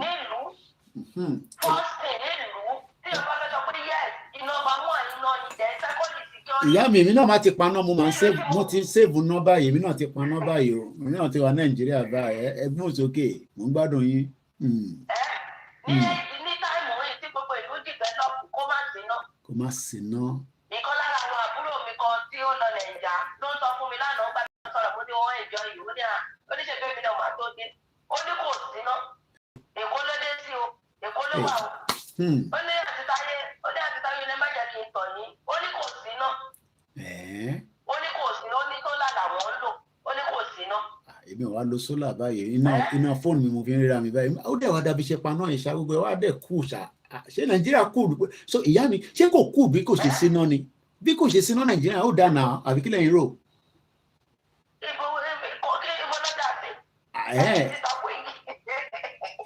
ṣé pẹ̀yìn láti ṣé ìlú tẹ̀yìn wà níbi tẹ̀ wà ní Kuwait ẹ gbọ́dọ̀ rí iná kẹ́ tó lè ṣe gbogbo tẹ̀ ń ṣe kí mo káwọn ṣe tẹ̀ ń ṣe má sọ ṣe tẹ̀ ń ṣe o ṣé iná máa nídìí náà náà kílẹ̀ fífi náà ṣe ẹ̀tọ́ kándò ẹ̀dẹ̀ tán kí làwọn ìyá mi ń sọ mẹ́rin. Ìyá mi Stella Wumi ni electricity is very important for businesses to strive o èmi ò nídìí náà nísìnyí náà èmi mò ń tán náà nísìnyí gbogbo ẹ̀dẹ̀ ń rí mi. Nínú mọ́ tí mo ti ń ṣiṣẹ́ 24 hours iná máa wà bẹ́ẹ̀ sí ẹgbẹ́ máa wà sí tọ́ ìgbà tí mo ṣiṣẹ́ ní jíìmù náà iná yẹn ó máa wà 24 hours. Kí lẹ fẹ́ fi náà ṣe ẹ má máa tàn ẹ má máa parọ́ kó tó rẹ ti ń gbé níbẹ̀ yẹn ìyá mi ẹ má máa parọ́ jàre. Ẹni sùúrù nígbà tí mo dé ní 2015 ṣe ibẹ̀ yẹn iná kàn lọ ní premises ibi tí mo ti ń ṣiṣẹ́ ni tẹ bá rí bí àwọn pípù yẹn tẹ bá rí mo ní kí ló dé ipe iná kàn sáré lọ ó lẹ pé switch kan ẹtì yẹn ní switch kan ló kàn sáré ló ṣe ẹ bá rí mo ní kí ló dé nípa fún ọmọ gbogbo bẹ̀rẹ̀ sí ní pariwo mo ní èmi máa láìkí gbogbo ẹ̀ ṣe wá dúdú báyìí iná àdá tó lọ kẹ̀. mo ní nílùú mi tí ò sí ná tó ti wọ́n wà lára tàti use mọ́. kò tó 5 seconds. TJ bàbá ní tí kò bá síná ní UK 72 hours síbù wọlé ìṣẹ̀lẹ̀ kí ló dé ẹ má máa tàn abẹ́ náà. ìlú wẹ̀rẹ̀ nílùú yẹn náà ìlú tó jẹ́ látọjọ́ tí mo ti débì ní 2015 mi ìfojú mi rí ẹ̀fọ́ sójú Nàìjíríà ẹ̀fọ́ abẹ́ ẹ̀já máa ṣe. ẹ̀fọn á máa wálé nǹkankan ẹ̀fọn á máa wálé nǹkankan ìyá mi ṣé torí pé ẹ̀ǹtàn ìsìn rẹ bí torí pé ẹ̀ǹtàn ìsìn sùn ni ẹ̀fọn lè máa jẹ yín kẹ́ máa mọ̀ torí ẹ ti tan ìsìn náà pé gbogbo ẹ̀yẹn gbóná máa sọ fún baálé yín ẹ̀fọn á máa jẹ yín rọ́lẹ̀ ń pa ẹ̀ máa parọ́ fún wa níbí báyìí so n tẹ́ ẹ̀ sọ fún mi nísìnyí pé nínú ẹ̀ mọ́ gbádùn yín ṣé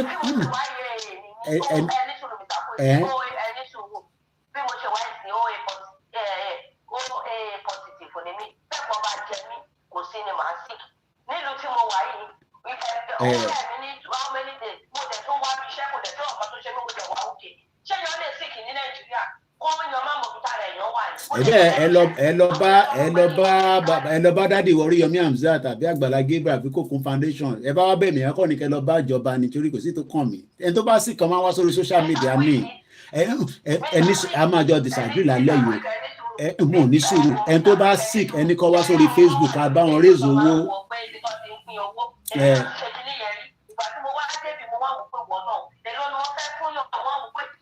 Wá fún 5,000 naira owó mà ní 5,000 naira. Bí a torí wọ ọmọ kan bèrè nìyí.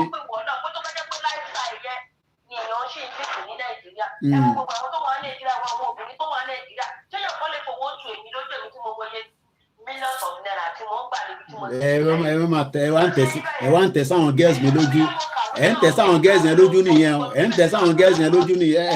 Ẹ ní sùúrù. Ẹ ń tẹ̀ sáwọn girls yẹn lójú nìyẹn. Àwọn boys yẹn ò ní like yín. Ẹ yẹn ń tẹ̀ sí wọn lójú pé, you know, I drive my car, I have my own house.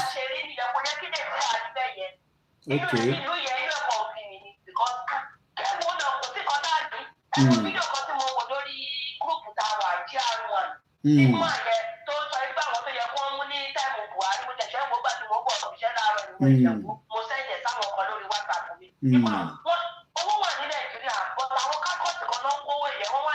Owó wà Nàìjíríà.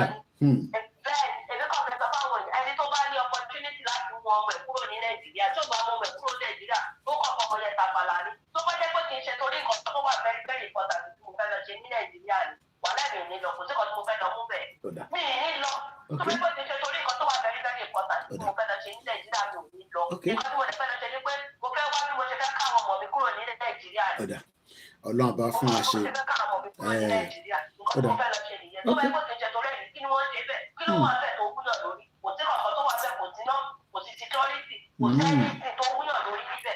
Ẹ máa jẹ fresh food now. Ẹ máa jẹ fresh food. Ẹ bá dé Ìbàdàn nísìnyí wọ́n máa royún àtàmàlà àti gbogbo fún yẹn máa pẹ̀lú ọbẹ̀ àtẹja tó dáa. Gbogbo tẹ́ ń jẹ lọ́dọ̀ ní tó yẹ pé inú freezer ló wà.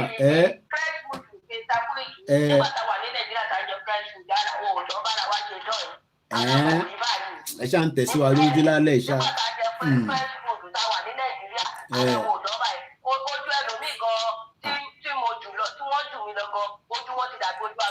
Ẹ ń tẹ̀sí wọn, ṣáà ń tẹ̀sí wọn lójú díẹ̀ díẹ̀.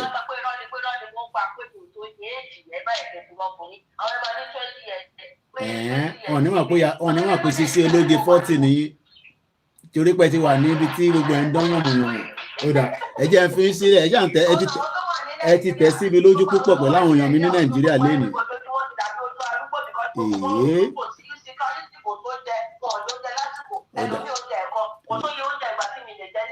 Wọ́n nítorí pé àwọn farmers ò lè lọ sóko ni. Ó dà ok. Àwọn Fúlàní náà ní Fúlàní ló ń ṣiṣẹ́ lọ́wọ́. Tinubu ń ṣiṣẹ́ lé wọn lórí. Bàbá Tinubu ń ṣiṣẹ́ lé wọn lórí.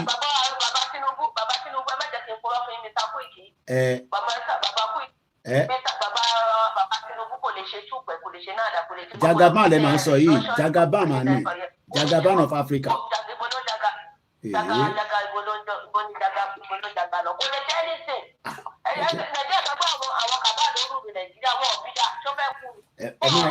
Ẹ máa ká ọmọ APC gbọ́n tẹ́ ń sọ yìí inú wọn ní dùn. Èwo tó wá lè pè báyìí gbà tá sí lórí show máa yégún general ló ní kọ́ máa ṣe pé ó dà yá mi ó dà pé ara ń kan yẹn fẹ́ lọ́bi iṣẹ́ jẹ́ kẹ́ máa lọ́bi iṣẹ́ ó dàbọ̀ kí ló wá dẹ̀ ń tẹ̀ sí wa lójú. Bàbá mi Adéyẹmí ní Mr. Koiki báwo ṣe wá ń ṣe báyìí lálẹ́ gbogbo ẹ̀ máa kú kò sí náà mo aláìkẹ́ gbogbo ẹ̀ ṣe kú báyìí mo kó lè mi gan rójú ara mi náà báyìí ṣé ká tán náà yẹn kí lẹ fi ilẹ̀ yìí ta abroad àṣọ ìpá ọmọ yìí tó bá wo program is that Uncle Koiki? Is there no light in London? What's going on?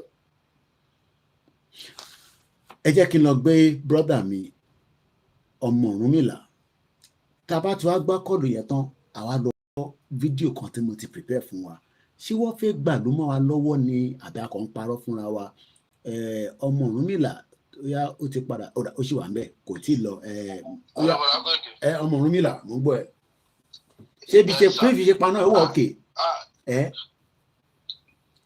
ṣe ìwọ̀dà Koiki ẹjọ́kọ̀ sínú àyà mi kàn já láti wọ kitchen kí n má lọ forí gbọ́n kan ni o kí o kàn máa kíyàwó máa ní pé dáàdì kí ló ṣẹlẹ̀ darkness UK ó yàtọ̀ sí darkness Nàìjíríà. Ìkílẹ̀ ìbúrẹ̀ yìí tútù mọ́rọ̀ bàbá yìí ní sí darkness UK ó yàtọ̀ darkness ní darkness ń jẹ́ náà kí ni ìyàtọ̀. Irọ́ mọ́mì mi Stella wù mí sọ pé èmi ó ń wù mí lèmi paná mọ́mì mi wù mí ní ó ń wù mí ni mo paná tó bá wù mí mo lè lọ tanná yẹn ó yá mo ń gbọ́ yín. ó láwọn darkness kan tẹ́ ẹgbẹ́ tẹ bá wà nínú darkness yẹn ẹ̀yin máa mọ bẹ́ẹ̀ sì máa navigate ọ̀nà ó dẹ̀ láwọn darkness kan tẹ́ ẹgbẹ́ tẹ bá wà nínú ibẹ̀ lásán ẹ ti jábọ́ sínú kòtò ní kòtò tí ò ní ládà. àbẹ́rẹ́ wọn ní Liberia tó lọ ń gún epo àwọn ọmọ àlè ó búrò gbogbo wọn dànù ni mo rí irú ẹ̀rí mo gbádùn yín ọmọ Ọ̀rúnmìlà. ìwé contribution tí mo fẹ́ contribute ní iṣẹ́ rí ìkan tèmi fẹ́ sọ ìgbà gbàṣẹ́ rí bàbá Tinubu ò ní rẹ́ ní ti ń ṣe why do mo sọ bẹ́ẹ̀ is that ìgbà tí Buhari wà lórí oyè ṣó ti yé yín gbogbo kílè tó ń ṣẹlẹ̀ up and down àgbọ̀ Sultan Sokoto kó pariwo kó sọ anything ìsìn Sultan Sokoto ó bẹ̀rẹ̀ sí sọ̀rọ̀ up and down wípé báwo ni outcome tó yẹ pé anybody ò wà aware of the attack kìnnìkan ó ní kankan tí mo rí lórí Twitter ń sìn and I quote nǹkan tí Sultan Sokoto sọ nǹkan tí Sultan mo máa kà fún yín sí mo máa kà fún yín sí post sórí channel television Sultan Sokoto sọ pé why can't we be proactive and stop such attacks before they happen? What happened to our intelligence gathering mechanism? Can anybody tell me that nobody know that such attack was coming up? So ta ni tó ń ràrò kò sí báyìí nísìn.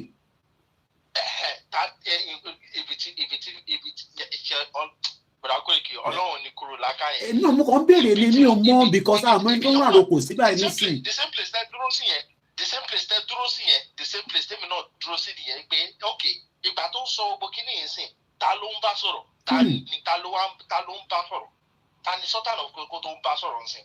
ṣé àwọn ẹni tí Bọ́lá Tinubu ṣẹ̀ṣẹ̀ appoint sí position àbí Tinubu fúnra rẹ̀ defense staff Mr. Koiki dey play èdè tó máa ń sọ Nàìjíríà náà nìyẹn ó ń ràrò kò ní Sultan. èmi ò hate àwọn northerners o but political game rádaràda tó máa play tó máa rò bí àwọn gbọ̀ngbọ̀n yẹn nìkan lèmi ò like ta ni Sultan Sokoto tó ń bá sọ̀rọ̀ ló ń bá sọ̀rọ̀ lára tó ń pa àwọn èèyàn left and right kò jáde kò sọ̀rọ̀ eléyìí kò sọ ìsìn ìgbà tí Tinubu wà lórí oyè ìsìn ìgbà ẹlẹ́yẹsẹ̀ àwọn ọkọ ẹfẹ máa bí ìjà ní protect Tinubu báyìí because Sultan Sokoto kó má jẹ́ pé géèmù kan wá ẹmọ pé bàbá kan dẹ náà ti ń ríran ó náà pé mo rí ìyàwó mi náà wo yèyí dára pé ẹmọ pé Sultan Sokoto dẹ náà pásítọ̀ kan náà ti ríran pé bàbá Jagaban MC Olúọmọ ẹjẹ lọ dé ṣòkòtò yín dáadáa torí Ìgbòho orí Yorùbá nation àwa dúró lé lórí o mò ń gbọ́ ọmọ Ọ̀rúnmìlà so Ọ̀rúnmìlà mò ń gbádùn bí Sultan Sokoto dẹ ṣe sọ̀rọ̀ sí bí gbogbo àwọn gọ́vnà gbogbo àwọn 19 northern state gbogbo mú the same thing gbogbo wọn máa sọ nìyẹn the same thing gbogbo wọn máa sọ nìyẹn. so n tó ṣẹlẹ̀ ní pé wọ́n máa tò sẹ́yìn bàbá wọn kọ́ ló ń sọ yẹn wọ́n máa tò sẹ́yìn Sultan.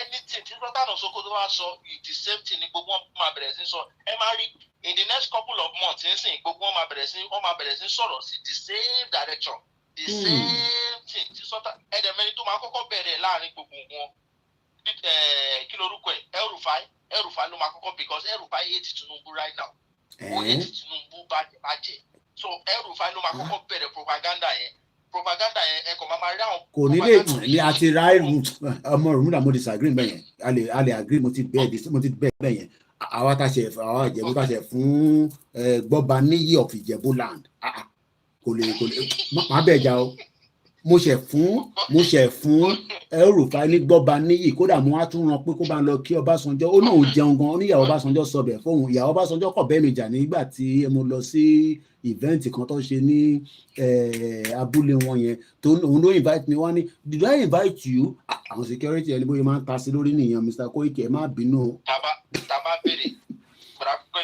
béèrè lọ́wọ́ El-Rufai pé kí ni role and responsibility táìtù tó fún. ó náà máa kó development fún ìsọtọ́ sọ fún wa ní gbogbo róòlù yẹn àní ss3. kí ló kan gbọ́ba níyì àti development. ó náà máa kó development wọ́n ti ń prepare fún 2031 nìyẹn so tí ó bá débẹ̀ gbé bẹ́ẹ̀ ṣèbí short man dev yóò rí nǹkan kan ṣe. development tó máa kó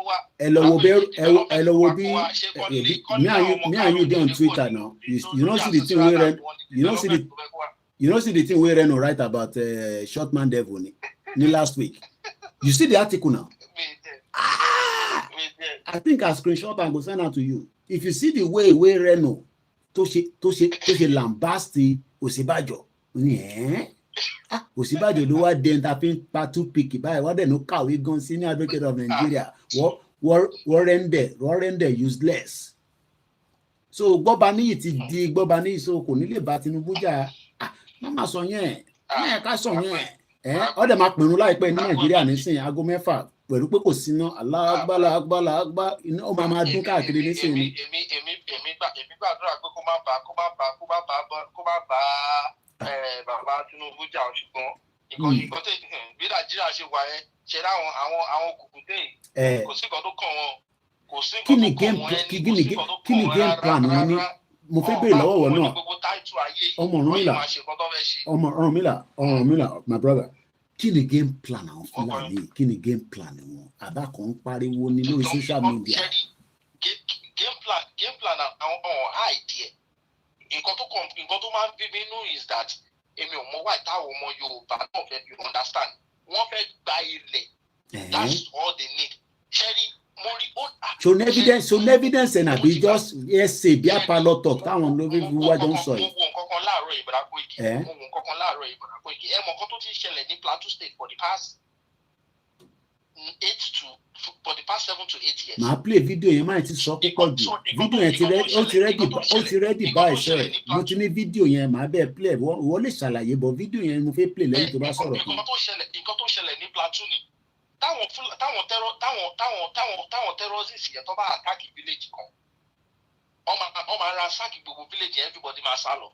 So ti yẹn in the next 2 to 3, 4 weeks maybe like in the next 3 to 1 month or out of nowhere àwọn random people ọkọ̀ máa take over village yẹn ni ẹ pé gbogbo àwọn other communities ọmọ máa rí àwọn people yẹn wọn dá wọn mọ̀ ọ dàbí aliens sí wọn tó ti yẹn ọkọ̀ máa wá dédé wá take over village yẹn ni out of nowhere tó bá tún yá out of nowhere ọmọ àti wá attack another village kẹ tó ṣẹ́jú pé another set of people ọmọ àti wá take over village yẹn before you know ọmọ àti wá attack another village. Ṣebí Plateau nìyẹn wọ́n lè ṣe nílẹ̀ Yorùbá náà kí làwọn ń wọ́rì fún wọ́n lè ṣe ní South West. Bọ̀dá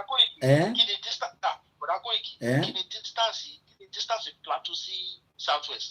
Àwọn gómìnà wa máa protect wa ẹ máa dẹ́rù bà gbogbo wa Ṣèyí Mákindé wà ń bẹ̀ á defend wa lọ́yọ̀ state Dàpọ̀ Abíọ́dún gba gbogbo Ògùn state. Bọ̀dá Koiki gbogbo àwọn ọmọ káàró jíire tó sálọ síbẹ̀ dẹ̀ rí kọ́pì tó sálọ sí Kòtònú. Ọkọ̀ lọ gba tẹ́gùn míì ni wọ́n lọ gba tẹ́gùn míì ni wọ́n lọ gba tẹ́gùn míì. Kí ni Ṣèyí Mákindé sọ kò sọ kankan. Bí a kò mọ̀ kọ́ wà ń bẹ̀. Ìbọn lọ claim asylum ni ìbí àwọn náà claim asylum labroad ìyẹn ò lè nà. Bọ̀dá Koiki ṣe àwọn problem ta ní nílẹ̀ Yorùbá àwọn political leader wa àwọn political leaders wa àwọn elite wa àwọn political leaders wa àwọn elite wa ní problem wa. Wọ́n dẹ̀ tẹ̀ sí wa lójú ní Christmas ìgbọ̀n rẹpẹtẹ ni nǹkan orí fídíò oríṣiríṣi. Ṣẹ́rí Bọ̀dá Koiki ẹ̀mọ̀ kan tí mo máa ń béèrè lọ́wọ́ àwọn ọmọ káàró jíire. Tó bá yẹ pé olóyè Sunday Igboho dìde nígbà tó dìde ni kí ni fate Yorùbá right now. Ká dúpẹ́ fọlóyè nìyẹn o ká dúpẹ́ fọlóyè. Bọ̀dá Koiki ṣẹ́rí nǹkan tó lóye ṣe àwọn èèyàn púpọ̀ máa rò bóyá nǹkan kékeré ni ṣùgbọ́n ṣẹ́rí tó máa ń sọ pé a small stop is a mighty stop. Nǹkan tó lóye ṣe nìyẹn. Ṣé gbogbo ẹ̀ náà la máa fi ṣe fara máa fi ṣe jìgìjìgì nígbà tẹ ní àwọn èèyàn lè rí nǹkan tó lóye ṣe àwọn èèyàn lè rí pé nǹkan kékeré is a minor thing. It's a minor thing. Okay, I agree. More agree pẹ̀lú wọn. It's a minor thing. But it took a very big effect. Very big effect. Effect ni. Ẹ̀gbọ́n tí kan tó bá ń gbọ́ Ìgbòho báyìí wọ́n máa yá dànù ni. Ìgbé á máa gbọ̀n owó á máa ṣe òun. Pé owó òrírú ẹ̀rí dájọ́ tó ti bí òun. Ṣẹ́rí Bọ̀dá Koiki ṣẹ́rí there's something about kí bàbá wa Adéyẹmí Ọláyẹmí káàbọ̀ sá. Táwọn èèyàn bá fẹ́ àtáàkì ibì kan wọ́n máa àtáàkì ibẹ̀ yẹn with a full force. But in their process of attacking a place with a full force, totally distraction, to block wọn lọ́nà. Ọmọ ní láti padà láti lọ re-strategize láti conquer distraction yẹn. Nǹkan tó lóye ṣe nìyẹn. Olóyè pause ibẹ̀ yẹn. Wọ́n ń bọ̀ pẹ̀lú full force. Olóyè dẹ̀ pause yẹn. Wọ́n parí ẹ̀ o. Wọ́n parí gbogbo ẹ̀. Wọ́n stop gbogbo ẹ̀ 100% o. But olóyè fi stop sí pé ẹ̀ gbọ́dọ̀ kọjá bẹ̀ yẹn. Stop gap. Ó dàbí tí wọ́n bá ṣílẹ̀kùn nínú ilé èèyàn yẹn á fi irú tèmi ní sàn bá ti fi ṣe program bá máa yọ kí ni stop gap yẹn kó má kẹ́kọ̀ọ́ má máa lọ sókè ìyàwó mi á ní ṣé mo fáwọn ọmọ ti sùn kí má yẹ káriwo yẹn kó wá sókè màá wá yọ stop gap yẹn màá wá tilẹ̀kùn. Thank you. So nísìn àwọn ẹni tó fẹ́ wá gba ilẹ̀ Yorùbá. Bẹ́ẹ̀ni sà. Momentum tó ń gbé bọ̀ yẹn olóyè ti stop momentum yẹn. Ẹ bá àwọn kan ní olóyè kàwé wàhálà yìí ti pọ̀ jù kí ló dé Ìgbòho nìkan ní tẹ́ ń pariwo káàkiri mo kí ẹ bàbá mi Akeem Ayọ̀délé káàbọ̀ sà sàlámù alẹ́kùn mo kí ẹ gbé mùsùlùmí. Bùrà Koiki bàbá Tinubu gan sọ nínú campaign rally ní pé you do not need a certificate to know how to cock a gun. Wow. Bàbá Tinubu sọ náà ó sọ pé cock and shoot. Ṣé ní bàbá Tinubu wá sọ̀rọ̀ ńgbà míì àwọn èèyàn máa ń rò pé ọ̀rọ̀ òmùgọ̀ ni bàbá ń sọ. Ìjà nìkan nọ́mbà ìwúgbọ̀ ṣe wá dúdú báyìí. Ẹni tó bá jókòó tó bá ru ọ̀rọ̀ bàbá Tinubu dáadáa ọ̀rọ̀ yẹn lè look funny o ṣùgbọ́n ọpọlọ wà nínú nǹkan tí bàbá yẹn máa ń sọ ńgbà míì. Even though everybody bá rò pé bàbá yìí wàhálà ni pé corrupt farmer ni everybody agree yes he is a very corrupt human being. But ìgbà míì nǹkan tí bàbá yẹn máa ń sọ ńgbà míì ọpọlọ máa ń wà nínú nǹkan tí bàbá yẹn máa ń sọ. Ṣẹ́rí gbogbo àwọn Fúlàní tó ń yìnbọn káàkiri tábà mẹ́yọ̀ kan nu wọn pé ka 1 to 10 ó lè tiẹ̀ máa mọ kó lè máa mọ 1 and 2 sọ. Kò tiẹ̀ mọ 1 kò mọ 1 kò mọ 2 bọ̀ ó mọ bó ṣe ń kọ́ kìbọn ó dẹ̀ mọ bó ṣe ń shoot rocket launcher. Bọ̀bọ̀ tí wọ́n náà ń da gbogbo ẹ̀rú ní nọ́ọ̀tì ọmọ 29 ní kí ló máa rí sọ sí kó tó lọ bí wọ́n pè ní Bello Taji Kachala popularly known as 2G is a notorious Nigerian terrorist just 29 years old 1994 lọ bí after tí wọ́n pa Abiola tán wọ́n wá lọ gbé Jagaban jáde láti north ọmọ 1994 ó wá ń terrorize gbogbo wa ìwọ wá ní olóyè wá ní níbi tílẹ̀ Yorùbá dé nínú ẹ̀yẹ stop ẹ̀ níbẹ̀ yẹn àwọn Yorùbá wá ní olóyè kí ló dé ìwọ nìkan ni fi wá sílẹ̀ náà jẹ́ kó pa wá dáadáa olóyè ní coordinator mò ń gbọ́. Bọ̀dá Koiki ṣẹ́rí tọ́lọ̀ bá ṣe lọ́jọ́ kan tó bá mú túrùjì tó mú àláìfò. túrùjì ok pronunciation ẹ̀ nìyẹn túrùjì ọmọ 1994. tó bá mú túrùjì kọ́ wá question túrùjì alive kọ́ mú túrùjì kọ́ question ẹ̀ tí túrùjì bá sọ̀rọ̀ Bọ̀dá Koiki ó máa yà yín lẹ́nu pé I will not be surprised. ṣé báwọn ṣe tí máa nǹkan kan ló wà lẹ́yìn àwọn ẹrù fàáyì. gbogbo 19 northern state governors tata ló wà lẹ́yìn túrùjì. bọ̀ àwọn tó tọ́jọ́ tí wọ́n support olóyè wọ́n kàn ní olóyè wàhálẹ̀ ti pọ̀ jù kó lọ jókòó járe olóyè Ìgbòho wàhálẹ̀ pọ̀. wọn ẹ mọ wáyé tó wọn lè support olóyè. because púpọ̀ nù wọn they want to be the wọ́n fẹ́ jẹ́ pé àwọn gangan ni àwọn làwọn call the shot yìí. envy problem Yorùbá ni envy jealousy wọ́n fẹ́ sọ pé olóyè wo ta lélẹ̀ tó ń kọlu short ta lélẹ̀ tó fẹ́ máa ṣe bí pé òun fẹ́ gba Yorùbá lè ní tẹ́lẹ̀ wà. problem wọn nìyẹn. ó ṣe gan ni. tó bá lè gbógo fọ́lì ẹni tó lọ́n gbógo fún àmàtí Yorùbá nation Yorùbá ni àá ti gba Yorùbá nation tipẹ́. because momentum tá à ń bá lọ àfi jàgídíjàgan sí. àjà anybody àkàn campaign ni. nǹkan tá à ń sọ fún everybody is that we want to go back to the place that we were before the British drive their ship to our shores. That's what we are asking. ìyẹn ara Amẹ́ríkà we are not asking nothing more. we are not having nothing more. ìbò ńláńlá. béèrè nothing more than that. bọ̀ ṣẹ́tọ̀ wa nìkan tá a wá ń béèrè yẹn ni àwọn kan ní kò ń ṣẹ̀tọ̀ wa ni ká máa béèrè. kò ṣe ń ṣẹ̀tọ̀ wa. olóyè ti sọ pé it is our right. ṣé dandan ni ká padà síbẹ̀ ni kí ló tà maintain ilé táwa náà yìí. à ń láti padà síbẹ̀ torí pé èmi ò mọ̀ ọ́n mo ṣe ń béèrè ẹ mọ̀ pé mo dá kankan mọ̀ mo ń béèrè náà ni. The reason that need láti padà síbẹ̀ is that our land was taken from us by force. Èmi mà láìpẹ́ by force kẹ̀ wọ́n máa dáhùn kọ́ pààyàn ọ́ ṣe oríṣiríṣi kọ́ fi gbà nǹkan nìyẹn tó bá ní by force so kò ń ṣe pé wíìlì wa la fún wọn pé kọ́ sọ wá di ń tọ́ wà. No. So it's not by our, so what you're saying, again, so British English. So it's not by our will. Is that what you're saying? It is not. But Baba Awolowo, before Baba Awolowo kan tó lọ ṣe any conference in Lancaster Hall, what was the thing that happened before that time? Before that time. Baba Awolowo was compelled to have those meetings. He has no choice. There was no choice. But Akoiki, ẹ jẹ́ ká padà lọ sínú history. Mo ka history Nigeria before 1914 and after 1914 and what happened before 1960. Wow. Baba Awolowo was compelled to have those meetings. Wow. Ìgbà tí Lord Lugard ti commit unlimited massacre and atrocities all around the Nigeria. What is Nigeria today? Both from River Niger and River Benue, in the north, in the south, in the east, in the west, in the Gold Coast, in everywhere. What you commit atrocity, unlimited atrocity, or every corner. Enter on Instagram ẹ máa láti lọ sórí the other one because phone ó ti ń já wálẹ̀ díẹ̀ so I'm máa disconnect ẹ lọ join Koiki Media Instagram. So ọ̀rọ̀ ọmọ Ọ̀rúnmìlà kó tó máa lọ. My brother. Yes, sir. Àwọn ọ̀dọ́ wa nílé sọ pé ẹ fà wọ́n lẹ̀ náà kí ló dé àwọn gbádùn àwọn girls wà fine girls wà àwọn jayé wọ́n jó òbésèrè gan wà nìbàdàn bàbá mi dáadáa pàṣọlá wọ́n ti ṣe jump kan oríṣiríṣi music àdèlọ́ ń wo ìtókù lórí Instagram èmi náà lọ síbẹ̀ máa lọ wo nígbà ìkejì máa rí tọ́tẹ̀ sí wa lójú Tolóyè Lolú Burna Boy Davido everybody dey enjoy mo ń gbọ́ àṣìṣà gan wà lọ́dọ̀ Jagaban ó lọ present kọ́ọ̀pù tó fún kinní kan ó ṣáà lọ present gbogbo ẹ̀ pé ẹ fi wálẹ̀ náà àwọn ọ̀dọ́ mo fẹ́ kó bá ń pass message mi kó tó máa lọ. Modernization ló ń da generation mi láàmú.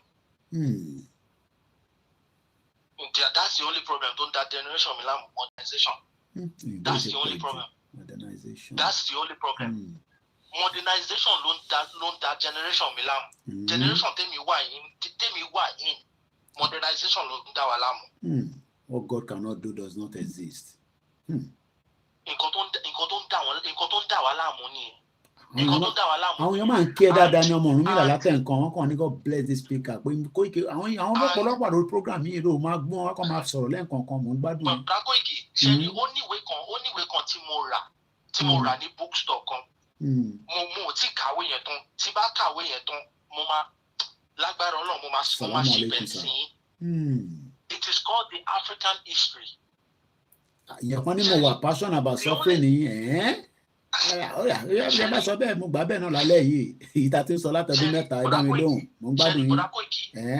ṣẹ́rí tí generation tèmi fọ́ sí tá a bá fẹ́ ní liberation wà in a easy way gbogbo wa láti padà lọ sínú history. Ní táìmì a ti wà lórí TikTok à ń gbọ́rọ̀ kó àtòbọ̀ náà bínú tó ń gbọ́ nísìn nìyẹn lórí social media. Bùrá Koiki ayé ní táìmì yẹn ẹmu wáyé tí mo fi sọ bẹ́ẹ̀ ṣẹ́rí United States of America tí mo wáyé tí mo ti ń gbé for the past 15 years I learned something in the United States. America never forget about their history. Okay.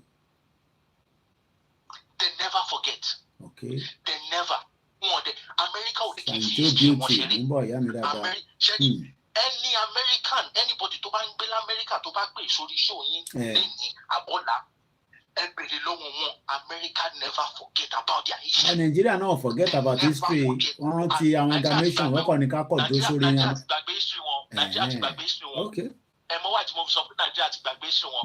Tó bá bèrè lọ́wọ́ typical primary school tó bá bèrè lọ́wọ́ ọmọ primary 5 years ọmọ primary 5 tó bá bèrè lọ́wọ́ ẹ̀ pé a ló discover River Niger àti River Benue. A ṣì máa ní Mongo Park náà níbẹ̀ ni àwọn ní Mongo Park náà ni àwọn ní Mongo Park náà. Mongo Park ló máa sọ.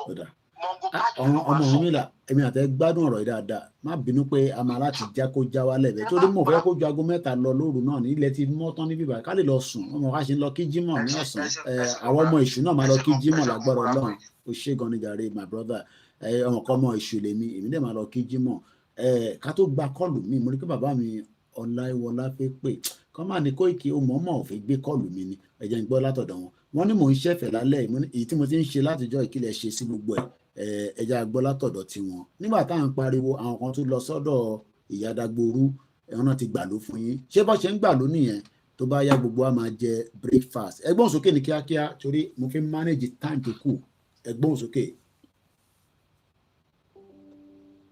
àgbọ̀yìn o àbọ̀ ti múná lọ lọ́dọ̀ yín ni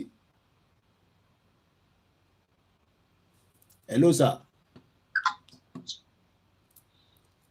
ẹ ti lo 23 seconds kò tí jáde rárá ṣé fóònù yẹn ni kábíyèsí Elédùmarè o àti gbọ́ láti Amẹ́ríkà ó ṣe jẹ́ láti Nàìjíríà ní gbogbo ẹ̀ ṣe wá múná lọ báyìí ẹ jẹ́ kí n tún pè lẹ́ẹ̀kan sí lẹ́yìn yẹn mo fi lọ play video because a ti wà 10 minutes before 3 hours of my program 3 hours yẹn náà ti tó £30 ní per hour tó bá yẹ kí mo lọ ṣe basic job àdẹ̀ tí rẹ̀ ni fún mi ní £30 ní àtẹ̀ǹkan so bá lọ ṣiṣẹ́ náà wá ṣàsanwó fún mi kódà ẹ̀yin náà lẹ pè lẹ́ẹ̀kan kódà ẹ jẹ́ ká lọ gbọ́ fídíò yìí òun la máa fi ká ètò ìkúrò nílẹ̀ lálẹ́ yìí àbí nídàájí mo kí wa gbọ́ lẹ́ẹ̀kan sí pé salamu alaikum ìyá mi Stella Wunmi ni we saw this coming but nothing was ever done to correct it and it has gotten worse wọ́n ní we saw it coming ṣé ibi táwa ti wá fa gbòòrò ní London àwọn ò lè rí nígbà yẹn ẹ jẹ́ ká gbọ́ fídíò yìí òun ni ọmọ Ọ̀rúnmìlà it is courtesy of Arise TV it's 3 minutes about 23 seconds màá fẹ́ kó jáde dáadáa sọ jẹ́ kí n tan speaker mi padà because ẹ má pè kéèyàn kan má pè wá nísìnyí mo fẹ́ ká gbọ́ program yìí ní bíbáyìí because this is the agenda pẹ̀lú àwọn Fúlàní terrorist tó bá jọmọ Yorùbá mo bẹ́ẹ̀ tó bá jọmọ Igbo tó bá jọmọ any part of Nigeria or indigenous people let's listen to this right now. Will ensure that they are safe.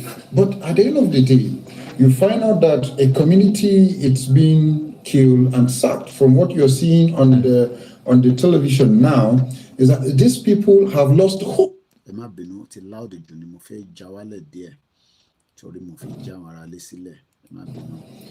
losing hope, they are leaving this community and they are likely not coming back.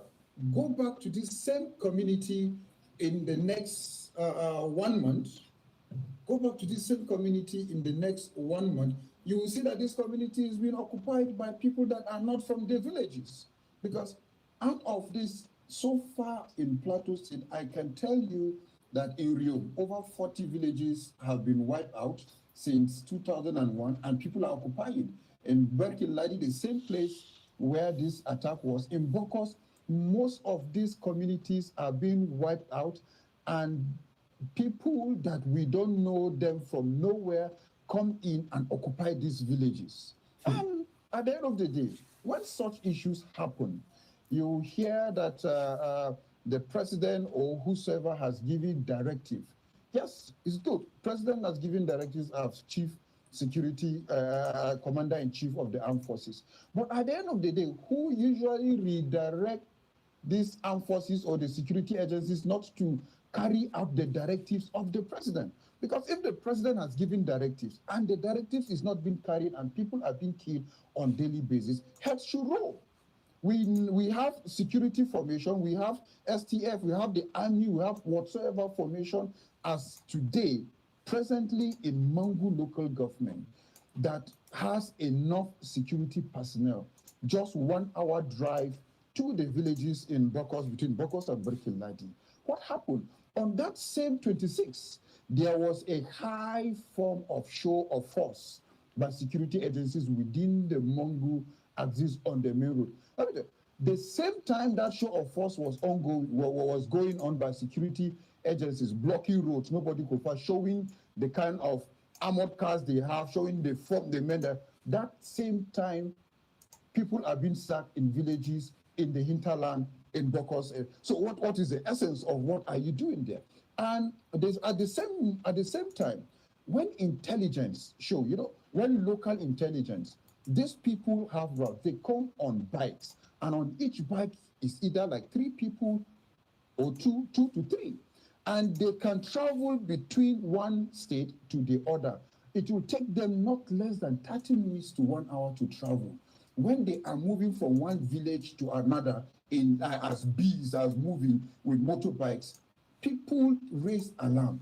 But when this alarm is being raised, we expect that security agencies should be proactive. But at the end of the day, nothing happened. You will see, you have intel that this thing is happening, is going to, you see movement of people on bikes, 3 in numbers, in hundreds of bikes. The next day or that same night, people are being sacked. And what is the essence, most of these checkpoints? What is the essence? Wow. Let's now balance it with this one. You've heard that the agenda is that people are taking our land. Yoruba say it is not. Igbo say it is not. Hausa say it is not. Let's listen to Tiwa Danjuma. In this state is under assault.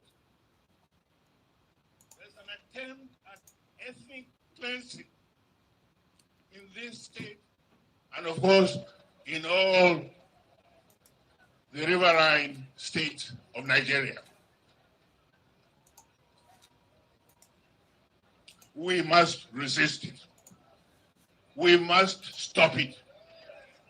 Every one of us must rise up. The armed forces are not neutral. They collude. They collude. They collude with the armed bandits that kill people, kill Nigerians. They facilitate their movements. They cover them. If you are depending on the armed forces to stop the killings, you will all die one by one. Wow. I pray we don't die one by one. Do we have a solution? I think we do. Let's listen to this. The cost of fuel has gone up. Food and other prices have followed it. Households and businesses struggling. Things seem anxious and uncertain. I understand the hardship you face. I wish there were other ways, but there's not. Wow. I'm going to turn the light on as I almost say the end of the road for tonight. But let's listen to this. And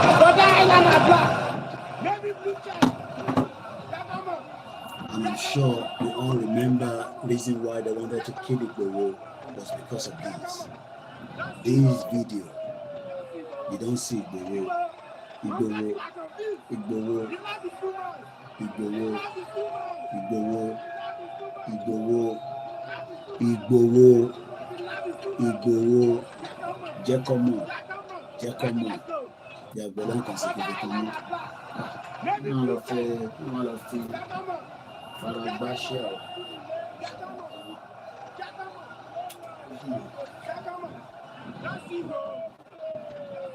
And as we wind down the program, I hope you have learned 1 or 2 things.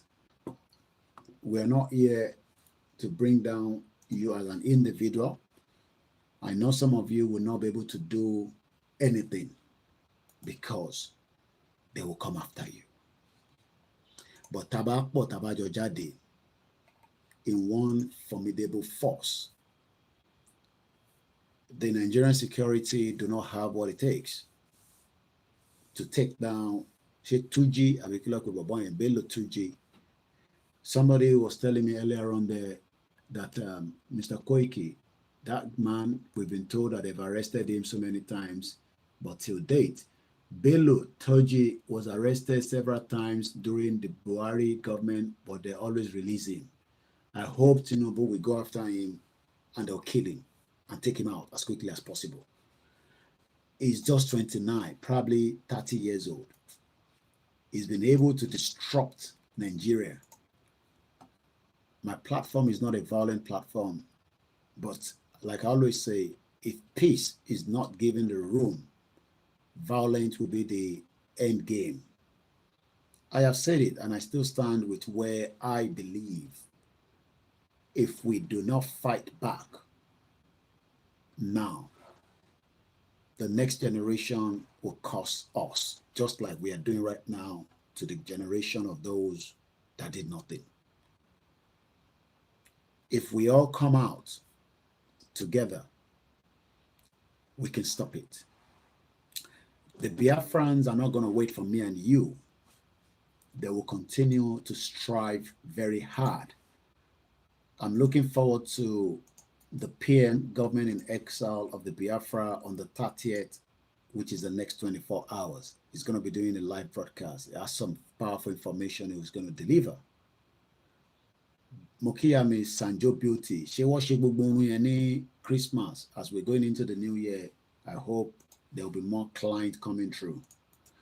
Whatever you're doing in Nigeria right now does not stop you from campaigning or supporting the Yoruba Nation movement. You can sit behind your desk and say, that's fine. You could also help by just do nothing but pray for us, especially those of us in the forefront of the movement, like myself. I have told you, when you are sleeping, that's when I'm going to wake up. When you are awake, I will be sleeping because I'm going back to bed now. But one thing is, Igbo needs every single one of us, just like we need it. And it's been there, it's still there. You know, it's a privilege for me to have great access to him, apart from the wife and the children that I can't compete with. If I call him right now, even if he's sleeping, he will pick up the phone when he wake up and he will return my call ASAP. If anybody thinks that we don't need Igbo right now, you will be joking. We need him, and we will continue to pray for him, for strength and knowledge, just like we pray for the leader of the movement. There's only one leader. If you're being deceived by people that you've not even seen, I mean, some of you don't even understand what it means to see Baba Akintoye, to see Igboho, or to even feel them from the distance. You know, it will need you stand lano. Egbomi koni Koiki Media. When Egbomi, a little funny and she, there's a fakito one train on Manchester. The moment I send a message to Oloye that Mokpadeyan kon oni maki, oni ya on money. Showore sent a message to Igboho, and I delivered that message, and Igboho replied within seconds, and I forwarded the message back to Showore. Showore is having a big event on the 1st. Koiki Media team will be there as well at Kiribo in Ondo State, like Bororo, sanitation and all kind of things. You know, like I said, I communicate with Showore as well. Everybody knows the end game. But Gugu Andrew fun ẹni tó máa activate kò ń ṣolóyè nìkan ló máa activate ọ̀rọ̀ tó wà nílẹ̀ mọ́ nísìn gbogbo wa lájọ máa activate. Many of you, you're under my platform. You know what we are capable of. Whether you mimic what we have said before. Look, Toba sọ fún mi pé Nigeria is on fire. Bag kan péré tí máa gbé lélẹ̀. Just this one bag. Ó ti wà ní standby. Ẹ̀yin ò ní láti mọ̀ tó wà nínú ẹ̀. Bag tó ń wò yìí. Bag tí ẹ̀ ń rí is on standby any day, anytime. 72 hours. Màá bá yín nísàlẹ̀. Agbára Elédùmarè. But àìtí the stage yẹn. State our nísìn, òun ni ká educate ara wa. Ká sọ ìdí kókó tá a ṣe fẹ́ lọ. Tí gbogbo wa bá ti ṣe tán, right? Èmi kàn máa gbé báàgì tèmi. Òun òun lélẹ̀ èmi ti prepare kò kúrò lójú kan bí tó wà gbogbo tí mo fẹ́ lò ó wà nú ẹ̀ gbogbo tí máa lò mo ti kó sínú ẹ̀ èyí tó kù àfisọ́wọ́ Elédùmarè tẹ́ bá rò pé àwọn òyìnbó kan bọ̀ wá gbà wálẹ̀ nobody is coming to save us we will save ourselves. ẹ̀yin tẹ́ ní ẹnu là ń dán irọ́ là ń pa irọ́ náà là ń pa ọmọ 29 years old òun ló ń da gbogbo Nàìjíríà rú tó ń pè ní terrorist just one person ló ń da gbogbo Nàìjíríà rú because only the backup of the northerners àwọn tí wọ́n fún wa ní backup gbogbo ń ta ṣe in the last 3 years lábẹ́ bàbá wa Professor Adébánjí Akíntóyè. It's just that the will of Elédùmarè and the will of God, whichever God you believe in, mẹ́tẹ̀ẹ̀ta lèmi ṣe ń tèmi sí tó kàn mí. Ọmọ Èṣù ni mí, ọmọ Jésù dẹ̀ ni mí, ọmọ Ànábì dẹ̀ ni mí. When we are there, kò sẹ́ni kankan tó máa sọ fún wa pé ẹ stop. When we get there, nígbà yẹn, the world that have not listened will listen. The Biafra are almost there, but they are not there yet. I understand most of you look at the Biafra as they are moving very fast. They are not there yet as well.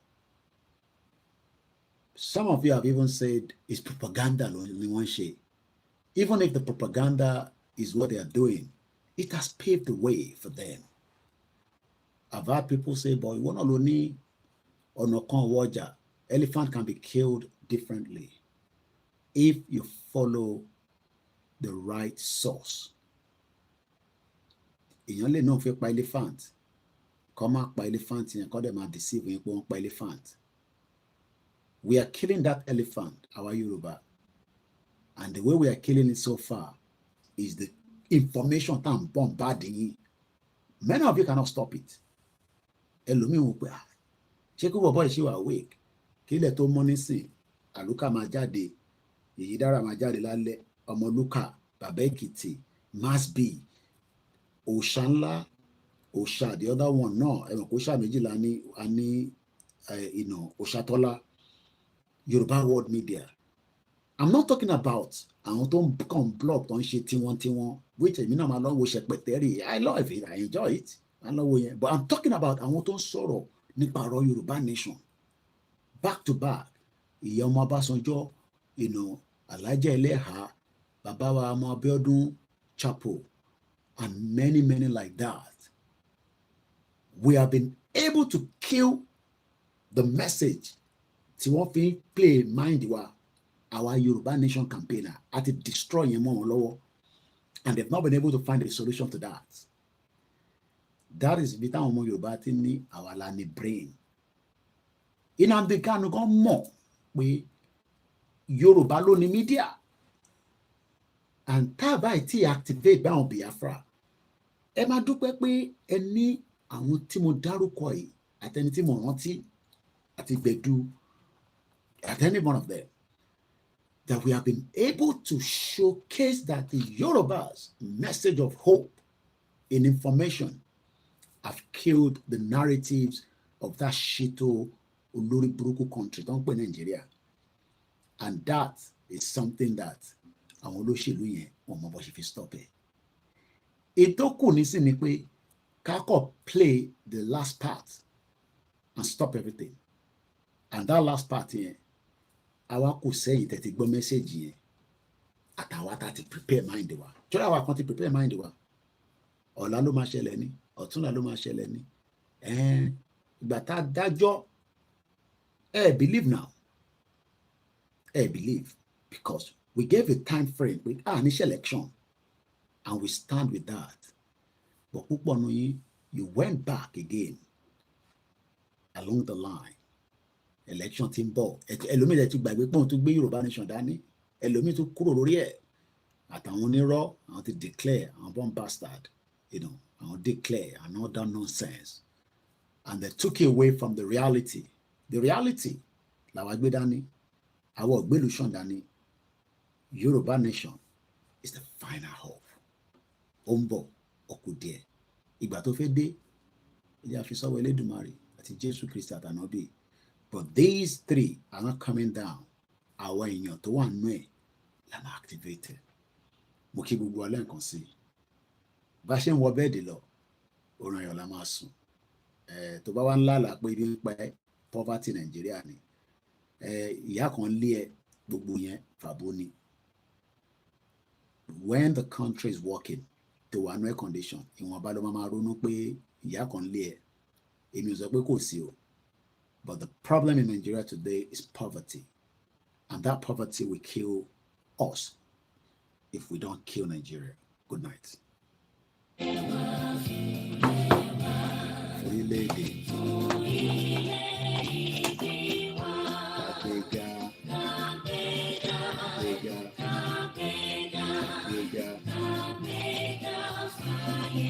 Ìgbàgbọ́.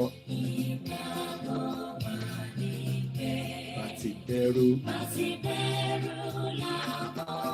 ẹ jẹ́ ká máa ṣiṣẹ́ ká ṣiṣẹ́ o, ẹ jẹ́ ká jọ ṣe o.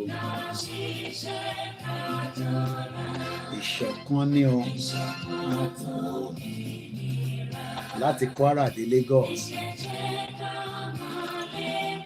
gbogbo wa kan náà lájọ máa ṣe ọ̀pọ̀ ire. Mo kí àtó gbé mi lọ́mọ ọlọ́run bàbá fà Bàṣárùn Adéyẹmí dìde lásìkò yìí là ń sọ. Bàbá fẹ́ rí ọ̀nà lọ. Ìmọ́lẹ̀ tá à ń sọ, òkùnkùn àti ìmọ́lẹ̀ ó yàtọ̀ gan. Òkùnkùn ti London gan ó yàtọ̀ sí ti Nàìjíríà. Orin ẹ̀ la máa sùn. Ìyá mi shalom shalom shalom. Ìyá wa comfort. Fúnlé Bakers ó tọ́jọ́ mẹ́ta mo rí ẹ kó wọnú ètò torí tó bá ti wọlé wàá ju super chat wọlé. Orin ẹ̀ la máa sùn. Ìyá mi Stella Wumi, all our blessed mothers and sisters, brothers. If I didn't mention your name, don't take it personal. Tabari Aki, Kabadari, ke comment. Tabari when you just silent listeners. Tiba DJ program tan. Etu ye tefe yombe. Èmi ni last man standing lórí ìrìn àjò yìí. Orin ayọ̀ la máa sùn. Bye for now.